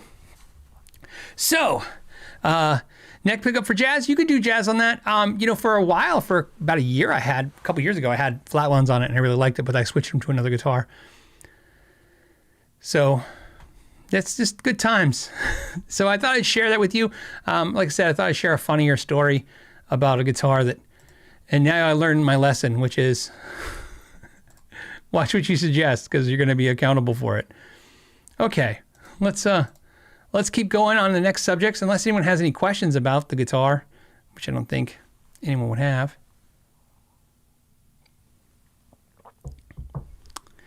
If you're looking for one like this one, you know, something like this, they make an import version now that's really cool. They did not at that time, so they do make some juniors that are pretty cool. You can check out. And also, if you want like the expensive made in Japan ones that are crazy expensive and nice, go to Wildwood Guitars. They do a whole big selection of the junior series that are just fantastic. So Susan says, so the price is, I have no idea what this guitar would go for now. I just know that, what year is it? Can I tell from this? I want to say it's a 2013. That sounds right. So 2013. So 2013 dealer cost was like $2,600. Maybe it was closer to 22 for dealer cost. So expensive. It was expensive back then. They're expensive now. Johnny says, did you ever do a video on my swirl Kiesel? I have not. I did not do a video on that. So maybe I need to do a video on that. And then Disco wants to know, what size is the neck on the Gretsch? It's a medium C carve, and it feels pretty much like a Fender. Scale length is 24 3/4. That helps. So it's a good time. And then like I said, I would definitely look at online if you want to look at some of the import ones are really great. I would love to do a review of one of the import ones like this. So maybe I'll do one of those. All right, let's go to the next subject in question. It's from Seth, who says, Phil, he's got new Guitar Day from Takai, LS214 Les Paul with nitro finish and a 50s neck. Congratulations. Always nice to, right? New Guitar Day. Vim69 says, is Reverb incentivized to recommending selling a higher priced guitar to boost their commissions? So that would be, Vim69, that would be actually what we were talking about when we were talking about Reverb, and that's what I was basically getting at. It's not that they're corrupting the data or anything, but it's kind of like how the real estate market happened, right? It's kind of the market where they paid out that big lawsuit. Are they going to do something nefarious? I don't know. I have no reason to believe they would do anything, but is it in their benefit when they get a percentage of the instrument that we sell to immediately tell us that good instruments are selling for more? Yeah. So in other words, yeah, it's good for them to drive the prices as fast as they can. So that's what I'm saying. The data will come faster now. So when somebody starts paying a little bit more for a guitar, it really comes a lot faster because the next seller knows that the last one sold for more, and so on and so on. More so. Now, that data was always available before. You had to look for it, but now it's just done when you're going to sell it. It just says, hey, by the way, this is the range you're selling at. So again, if it's going up, it's going to tell them, and so the prices will come to us a little bit more. Z Guitars account says, what makes it a junior? The fact that it's a smaller body. So it's an 18-inch body versus 20-inch body. So, like I said, slightly bigger than a Les Paul is the way you would look at it. So it's a little thicker and a little teeny wider than a Les Paul. Otherwise, it's more like a Les Paul than it is a full-size Gretsch. So Ross says he likes Guitar of the Week. I thought it was just something fun, just to do it. You know what it is for me? It's a nice little break, and it also inspires more videos, because then I'm like, okay, maybe we'll do a full video of this. Now, what's great about this guitar, since we're talking about expensive guitars, let's go to a subject I want to talk about real quick. This came up this week. It was an interesting article, so let me share with you. In Guitar World this week, they did an article with the new CEO of Guitar Center. If you don't know, there's a new CEO. Gabe is the new CEO. He started in October, so he's now running Guitar Center. And so obviously had this really interesting clip, and then I read the article and I want to talk about it because it's really crazy to see this. And also interesting, on a tirade I did on a couple, about 100 episodes ago, I went on a whole tirade about what he's talking about. So it's interesting that they're looking at this. So basically what's going on is, he says, the quote that they gave is from Gabe. This is the CEO of Guitar Center. The quote is, if you walk through a Guitar Center, you see an awful lot of $300 guitars. If I am a serious musician, it doesn't feel like the right place for me anymore. Interesting. So interesting that he says that, and I'll go into that why, 2 reasons why. It says Guitar Center's new CEO explains why the firm's future, I like that they call it the firm's future, not the guitar store, it's the firm, must prioritize premium guitars. So basically, if you go through this article, which I highly recommend that you read it, I'll put a link to it, which this is an article about another article. So that's how things work now, right? They wrote an article about an article they read. I'm telling you, I'm doing a show on an article that I read. But anyways, this show is more about a discussion of those things. So let's just discuss it. Basically, he's saying that, the expensive guitars at Guitar Center are locked up high, where basically it's not unfriendly to go get them. Something I went on a tirade about. And and basically they have a lot of cheap guitars there, which they do. And he's basically saying that they're going to commit to the idea of putting more high-end guitars in the Guitar Centers. So they want to literally literally kind of go more high end is basically what he's getting at. Now, what's interesting about that is everybody's going to have opinions about that, as we all do, including myself. Is that a good idea? Is that a bad idea? First of all, it's going to be interesting how he solves the problem of, they're locking up guitars that are $200. When I go to some guitar centers, there are, like, every guitar is locked up. When I was in guitar centers in California, every single guitar was locked up for the most part. When I say every single, you understand, 80% of the guitars were locked up, no matter what the price. Even guitars that were $250 were locked up. And I understand, so, I'm not making fun of them or anything because, it's like, what is it? It's not even a felony in California unless it's $950. So somebody can walk in and grab a Mexican Strat and run out, and it's a misdemeanor. So I can see why a store would want to lock that guitar up. But here in Arizona, we have guitars locked up as well. Anything expensive is up high and locked up, or put in a room and locked up. So interesting. I think it's interesting that he's saying they want to focus on the high-end guitars. I thought the comment, the actual quote is weird, right? Because the quote, I want to go back to it, and I don't know if you caught it. He says, if you walk through a guitar center, you see an awful lot of $300 guitars. If I'm a serious musician, it doesn't feel like the right place for me anymore. And I guess this is where it's confusing to me. Makes me wonder if he's really got his finger on the pulse or not, because when I think serious musicians, I don't think my wall. This is not serious musicians. I understand that I'm a YouTube personality, whatever that is, but I have higher end guitars because I'm collecting guitars on top of all the things. I like to lend into the credibility that I have been repairing guitars for 20 years, and that's where my knowledge comes from. But you don't need, a $3,000 guitar to be a professional musician. Most of the professional musicians I know, they're playing $300 guitars. In fact, the ones that aren't, just because the companies send them free guitars, they play free guitars. So if you're a serious musician and you have some cred or clout or something, right? Maybe you have an Instagram account, or maybe your band's doing well, then companies will give you guitars. So most of them are walking around with guitars that are sponsored because they've built that kind of reputation to get a sponsored guitar. But I don't think a $300 guitars is not for professional musicians. I understand I guess I understand what he's saying. I'm really not, though, because when we look around, I see a lot of $300 guitars. I see a lot of inexpensive guitars at Guitar Center too, and that's because Guitar Center has lesson rooms, and they actively went after the mom and pop lesson market, and they were successful at taking a big chunk of that market.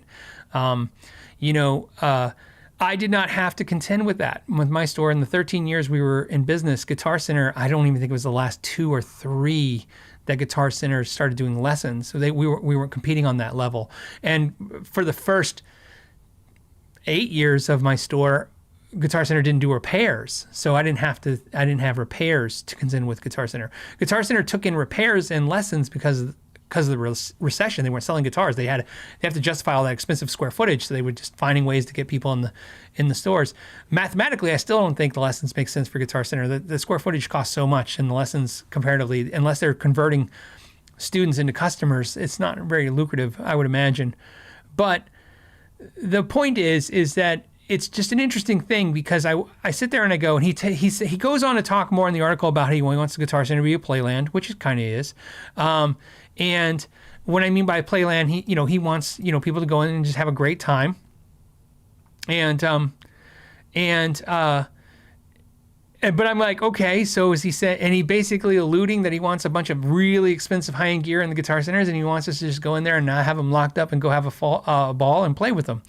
So I just think he's not in touch with the community. This is back to, when I thought, and I still think, that the president of Fender wasn't in touch with the COVID, when he was like, hey, all these people are trapped in their house and they're learning guitar. And I'm like, yeah, they're learning guitar and kayaking and all kinds of hobbies, I'm sure. But if you're trying to convince me that that's where all those Fenders went, they went to people who were just like us, consuming, because we were stuck at home consuming, for all the wrong reasons, but still we did it. And I think this is another interesting thing. So you have Guitar Center, obviously, is in trouble because retail is not doing that great. Guitar market is slowing down a little bit. But now you have the CEO basically saying, hey, I'm going to get the pro musicians in here. I'm like, we just talked earlier on this show about how the pro musicians used to live off of basic Carvin and Peavey. I guess, again, when I think pro musicians, I think of working musicians or professional musicians. And they always all, like I said, to me, they fall into three categories. Musicians who are getting stuff for free, because again, they have the notoriety with their professionalism. Working musicians who are definitely not buying high-end gear because of all the reasons I said earlier, which is they need stuff that's more affordable, that they can beat up and not get stolen. When I think of high-end gear, I think of collectors. That's who's buying high-end guitars. I don't imagine any, professional gigging musicians buying $6,000 Paul Reed Smiths and Gibsons Murphy Labs for the most part. Again, for the most part. But it's interesting. And I just thought the whole article was interesting. The whole, we're going to get into high-end guitars. I think that's an interesting thing. The other thing is, this is going to go against pretty much everybody who's watching this show. So, everybody disagrees with me, but the analytics, the numbers don't lie. Everyone's going to tell me that what I'm going to say is wrong, but I'm telling you the analytics agree with me, which is most high-end guitars are being sold online now. That's where all the high-end guitars are being sold.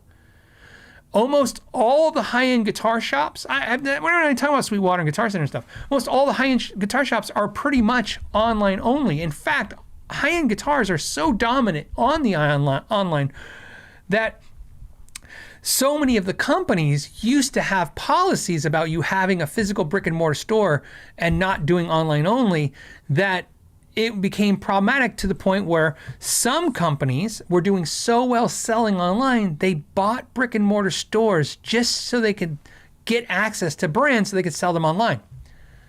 A perfect example of that is, who's the company who bought Music Store Live? It's this, I always think of Bulldog. Bulldog? Is it Bulldog Music? I'm probably saying it wrong. They bought Music Store Live. Again, they were two guys basically selling stuff out of an apartment at first, and they were growing like a weed online. And then when they started to get more high-end stuff, high-end companies were like, no, you have to have a physical brick and mortar store. Wildwood Guitars, if you go on their website, it's one of the most impressive online sites when it comes to how many amazing high-end guitars. If you go in, Pitbull, thank you so much, Lunatic. It was Pitbull Audio bought Music Store Live for that reason. Wildwood Guitars, if you go on their website, it's very impressive. If you've ever been in their store, it's tiny, tiny, tiny, like tiny, tiny. Like, I don't know, 800 square feet. It's a giant warehouse behind a small store. I don't want to say facade because I really like them and I buy a lot of guitars from them and I really like them. I like the owner, Steve. I like the company. So I don't want to imply that it's a negative thing. It's not. But it is like, hey, yeah, here's your store. Which you walk in and it's like 18 packs of strings and like a couple guitars that you can buy. In other words, they'll just get it from the back. Sweetwater, perfect example, right? They got a 40,000 square foot store in the middle of nowhere that pretty much, no one really goes in. but it's mostly this giant, it's a 40,000 square foot store stuck basically adjacent to a 500,000 square foot warehouse. So, online is where high-end guitars are being sold. So it's interesting, the Guitar Center. And at first I got excited. I was like, well, that'd be cool. Maybe we can go back to the days where you walk in a Guitar Center and it's full of high-end guitars. But when he talked about the Playland store, I'm thinking, hey, they can go in there and just have fun and play guitars. I'm like, yeah, here's what I think I know. That stuff I told you, the analytics I gave you were accurate. So here's my theory. My theory is that people buying a $3,000 to $5,000 guitar don't want you playing on it. They want it pristine, untouched. For every musician who tells me that I would never buy a guitar online, I can cite dozens of musicians who buy high-end guitars, only high-end guitars, and they only buy them online. That's where the majority of them are coming. Because the reality is it's about selection for the most part. Who wants to buy a $3,000 guitar or a $5,000 guitar, a $10,000 guitar, and only get to pick one color? I watched it happen in real time over years in my store. We would carry a lot of high-end stuff, and over time, the people would come in and they would go, I want that, but I want it in this color. I want it this way. And we would only have so many, colors or so many choices. It became just a function of like, I just will buy it online because I want, and more importantly, I remember the first time it happened to me in the store was somebody would pick up an expensive guitar, play it, and go, I love it. I go, great. And they go, do you have it new in box in the back? And I'm like, no, we display our guitars up front. And they go, but I want it, but I don't want it played. I want it new in box. And so new in box became more important to high-end players, high-end customers, than getting to touch it. So I think I told you this funny story. I sold one of those crazy expensive Eddie Van Halen guitars, and the person who bought it didn't want anybody to open it out of the box, and we didn't get to actually see it. So they just came and got it. So it's interesting. And again, it's more of my concern, like, is Guitar Center out of touch? Or maybe he could be more in touch with what I think, but I just don't see. I think their market is having readily available products like strings and accessories and small practice amps and things like that, having a place for students to congregate and go things. I mean, that's the market I see for them. And then he did, of course, recognize that they really kind of need to come out of the dark ages and improve the website. So that I would highly recommend to Guitar Center to do. David says, I never understood the appeal of new in the box. I think, David, and I understand that because, again, there is two sides to that coin and that discussion. And I think it's because, although in a dream world is you walk in a store, there's a brand new guitar, and you pick it up, you play it, and it's amazing. And you're the first or one of the few only people to play it, and I think you're very happy. But in most cases, what people happen is they go in a store. We're not talking used. Used gear is a different mentality. You go in and new, and these things are so expensive. You pick it up and you see a little bit of a light scratch or a little bit of imperfection from somebody touching it, and you're thinking to yourself, well, now I want a discount. I don't want to pay full price for a guitar that's been demoed or used. It is a uniquely us experience. So I remember the first time somebody said to me, do you have it new in box? And I remember thinking it's really strange. And then I don't remember how many times that experience happened, but somebody finally said something to me that was interesting, a customer. They said, hey, I'd like it. Do you have it new in box? And I go, no, it's out on display for you to play it so you can try it and get what you want. And they said, that's weird. And I said, oh, no, it's not weird. It's how it's always been done. And they go, no, it's weird because, like, I wouldn't go to Target and then see the blender on display and then take the display blender. I'd take the new one in the box. And I'm like, right, this isn't a blender though. But I understand what they're saying. In most consumer products, the display is exactly that. It's the display. Even at the Apple store, the displays are chained to the table, but you go, oh yeah, I like that product. I like this laptop. I like this iPad. And then somebody goes and brings a new one from the back. Now you could argue those are different things, and I will because I'm a guitar player. So it's not as a personal thing to me, but I understand why the new consumer logic is, if I'm paying new in box prices, I want new in box. So it's going to be interesting. I just wanted to share the article because you don't see a whole lot of Guitar Center talking about anything anymore, and so it was interesting to see him out there talking. So the other thing that's interesting about Guitar Center is, this will be also interesting because a lot of brands have told me they have some issues right now with Guitar Center because Guitar Center is mandating, or this is what they're telling me, the vendors are telling me, that Guitar Center is requiring or requesting that they pay a 4%, in other words, take 4% off their price for displays, for putting stuff on display, and then another 4% discount for prepay. In other words, if they pay on time. And so that's like 8%. That's a huge margin. So maybe, and the reason I share that with you is I've known that for months and months now, because it's been something that, a vendor said to me, and then another vendor said to me, another one said they're a little concerned about this. And they were talking to me, have I heard this? Or what do I think of this? I really didn't have any thoughts on it. But now hearing the CEO talk about he wants to put higher end guitars in the store, I'm like, right, it could be interesting because basically he could put higher end guitars in the store and then, of course, require those vendors to give Guitar Center an additional 4% discount, and then another 4%, so that's 8%. So Guitar Center can give you a 10% discount. Maybe that will be interesting. Maybe that'll happen. I don't know. I'd like to say that's good, but in my experience, if you make the guitar vendors take 8% off the top, they're going to raise the price on the guitars anyways. It's going to be interesting. So again, I thought it was just an interesting subject to talk about. So we'll talk about it, and we'll go into the next subject real quick. So because we're about to wrap up,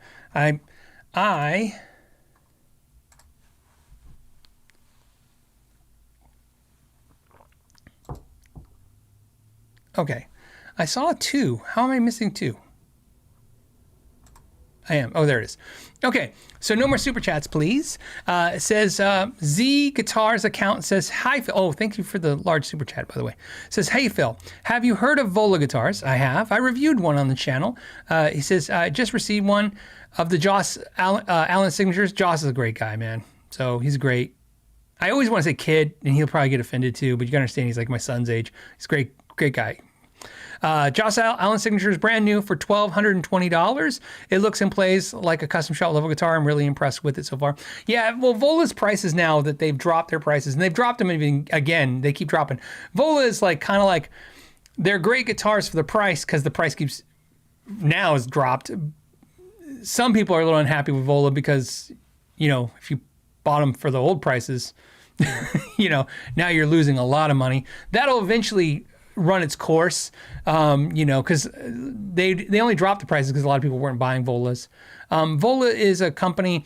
So basically, Vola is another brand company. In other words, Vola is a brand, and they have somebody else make the guitars for them in Japan, and then they ship them to the States, and then they sell them.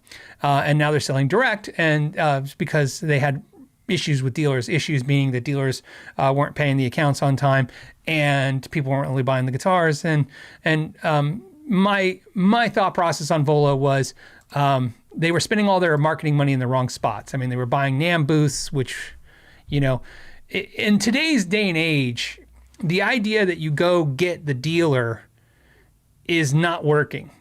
You don't go get the dealer. You get the customer, and the dealer will come. We talked about this with Sweetwater. Perfect example. You don't get Sweetwater by going to Sweetwater.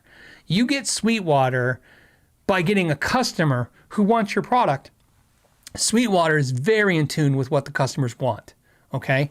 And so if you're a brand and you're trying to get dealers to carry your stuff, I honestly will tell you, I think going to NAMM and spending a fortune on a booth that hope that some dealer walks by that you can get to carry your line, even if you can get it to work, the odds are the dealer probably won't sell through, and if they do sell through, they won't reorder. Really what you want is a dealer calling you, and they call you when they go, man, I've had 5 people come in and tell me they don't want an Ibanez, they want a Vola. I've had, this is how it works. This is how Friedman worked. Friedman was literally how many people go, hey, yeah, dealers like, hey, you want a Marshall? Like, no, I'm looking for a Friedman. Do you have a Friedman? He made a name for himself, and people flocked to the brand. That's how you do it in today's world. Again, it doesn't work that way. A lot of customers do not walk into music stores and then just go, hey, what do you carry? And they go, oh, we carry Bud Jones guitars, and they're the best ever. Buy one. The customer goes, I'll go do some online research. I'll come back when I'm more informed. Customers then inform themselves and then buy the product. So with Vola, they were marketing ass backwards, right? They were going after dealers, and they made the mistake that I feel the new brands make with YouTubers, which is they send YouTubers free guitars, but they don't find YouTubers who, like Joss Allen was a perfect example of perfect. Joss, why am I tongue-tied? Joss loves their guitars, right? So he's excited about their guitars, not just because he did a signature guitars, because he likes their guitars, and he's a pretty strapped dude. I met him at the Tolman event. He was funny. He was working for Hughes and Kittner at the time, and then I think. I got upset because Tolman said he couldn't make videos, and I said, why can't he make videos? And they said, well, because he's not a YouTuber. And I'm like, he is a YouTuber. He has a great channel. He has a great everything. And they're like, yeah, but he's with one of the vendors. I'm like, that's just dumb. So great guy. So he's working for Vola. Not working like working for them, but he's working. He's doing a good job by Vola. Obviously, you got his guitar because, again, he's a recommendation of him. You liked his playing, you liked the sound of the guitar, you liked the guitar, and now you got the guitar. And I think that's going to be, in the long term, good for Vola as the prices are lower and they build the instead of ass backwards, they're the right way. You're going to Vola. Excuse me. I am losing my voice. See, I can tell it's been 2 hours. But yes, good on the money. The only complaint I ever had about Vola was I thought the necks were kind of thick, but some of them are thinner now.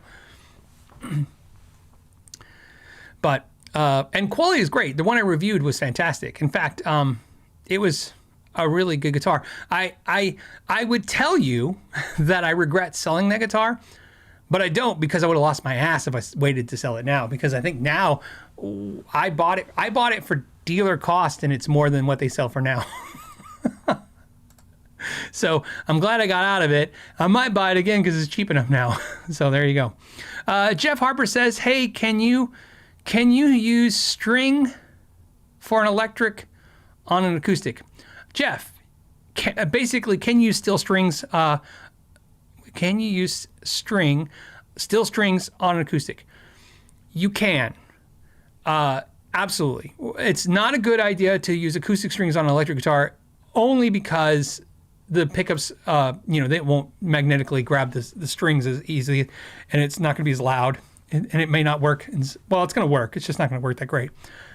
Electric strings on acoustic guitar are totally fine. Just keep in mind that obviously you want to go down one gauge.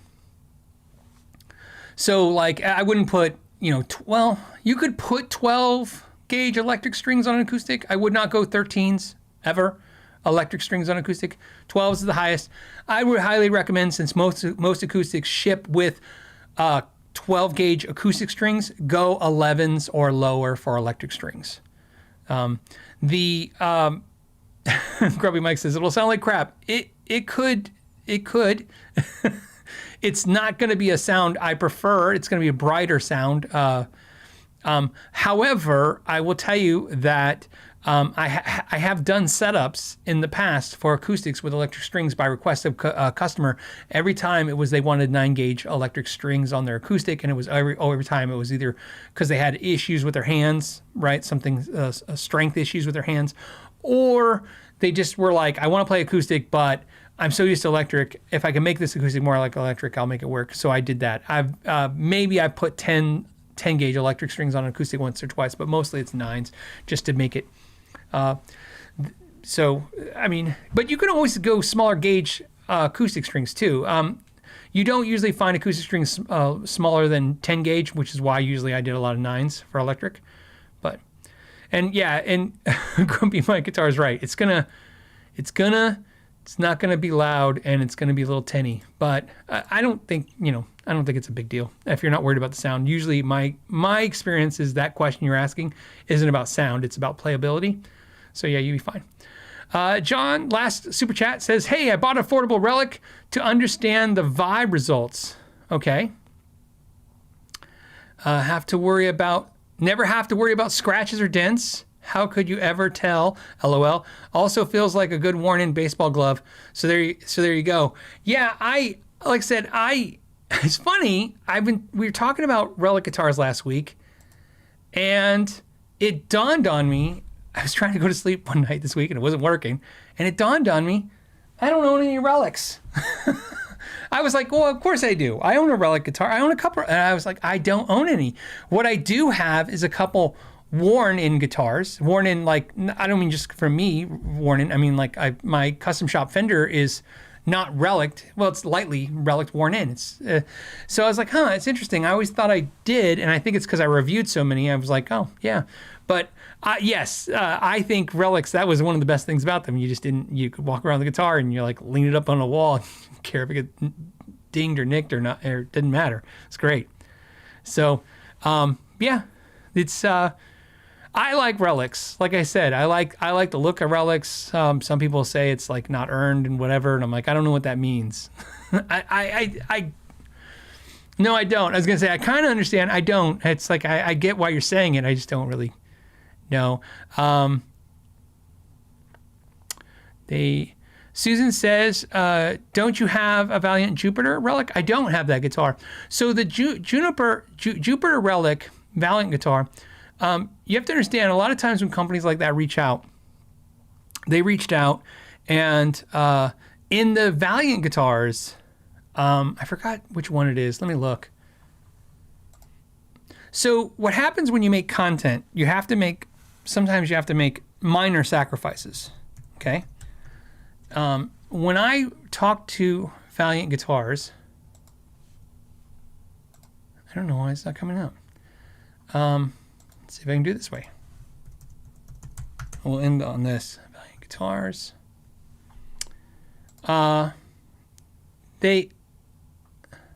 Here it is. I'm on their website. Guitars. Soothsayer. Nope. Yes. Okay. So they make a guitar called the Soothsayer, which is more like a Strat. That's definitely up my alley. I really love that. And then they make this one, which I think is just fantastic. Here's it at. Is this Smith?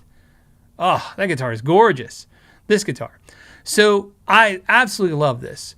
When they reached out to me, they said, hey, we want you to do a video of a guitar. And I was like, okay, but I have to think content-wise. I have to think like, okay, what would people be interested in? What's new and unique on this channel? To me personally, I'll go back to it. If I was going to buy a Valiant guitar, I'd buy this one. But for content creation, to you guys, I would, if I made that, it would just blend in with all the other PRSs and all the other Gibson style guitars I've done on the channel, and it just wouldn't have landed well. And also, it's always about brand association. If you compare Valiant to PRS, they're not going to win in a fair fight, in my opinion. What I mean by that is, you know, if people have $4,000 to buy on a guitar, you know, they're more likely to buy a PRS than a NAGS. They're more likely to buy a PRS than a Valiant. They're going to more likely buy, and that's, I'm just picking PRS, but it's usually Gibson. Gibson and PRS, there's a reason why Gibson, PRS, Fender own so much of the market. That's where most people are going to spend their money from new brands. And so when I saw the Jupiter, I was like, wow, it's really kind of got, I know it's a Jazzmaster, but it's very Fano, very in trend right now, really cool. And I said, let's go ahead with that guitar. Although that's not the style guitar. I don't have a jazz style guitar because I'm not a huge jazz style guitar player. I had a made in Mexico one for a long time, but it was just because I was wanting to try it. It didn't stick. So I had them send that guitar because I thought it'd make a great video, and I think it did. And I think people really connected with it, and people liked the guitar. The guitar itself is great, but it wouldn't be the guitar I would pick if I was given a guitar, you know, or if I bought a guitar or was given a guitar. And as I said, sometimes I do get a little selfish. I try not to, but sometimes a company will reach out and I'll be like, okay, definitely send this. This is my dream guitar. This is the guitar I love. Kind of like with G&L. I said, you know, hey, you want to review a guitar? I'm like, well, I have an A set. So of course, I could have said like, send me, you know, one of your Strat style guitars. Send me something else, right? Send me a Doheny, something different. But I said, I don't know. What do you think would work? What do you think viewers would like? And he goes, I think they would really like the ASAT Special. And I was like, okay, let's do that. So it's, again, sometimes it's confusing. I know even my friends are sometimes confused because I'm making content, which means I'm trying to make interesting things for you to watch and learn from. But also, you know, yeah, sometimes I'm like, oh, this is the guitar I'd want. So I try to blend it out. So that's what happened with that guitar. It was not a guitar I had sent for the channel, or me. It was someone I had sent for the channel. I hope that makes sense. It's like, it happens a lot. You know, you're trying to find the more interesting thing. So, all right. On that note, I think we'll button it up. Thank you guys so much. I hope you guys had a good time. I had a good time. I can always tell, it's the end of the show because I'm like, my voice is about gone. If I missed any super chats or questions, Amanda sent me a ton, so I have a bunch backed up for next week. So I'll make sure I have them. Also, don't forget, we're giving away that Epiphone Firebird. The link is in the description down below. Please enter to that. Check out CMA's YouTube channel, like I said, because they're sponsoring the channel. They're making stuff happen.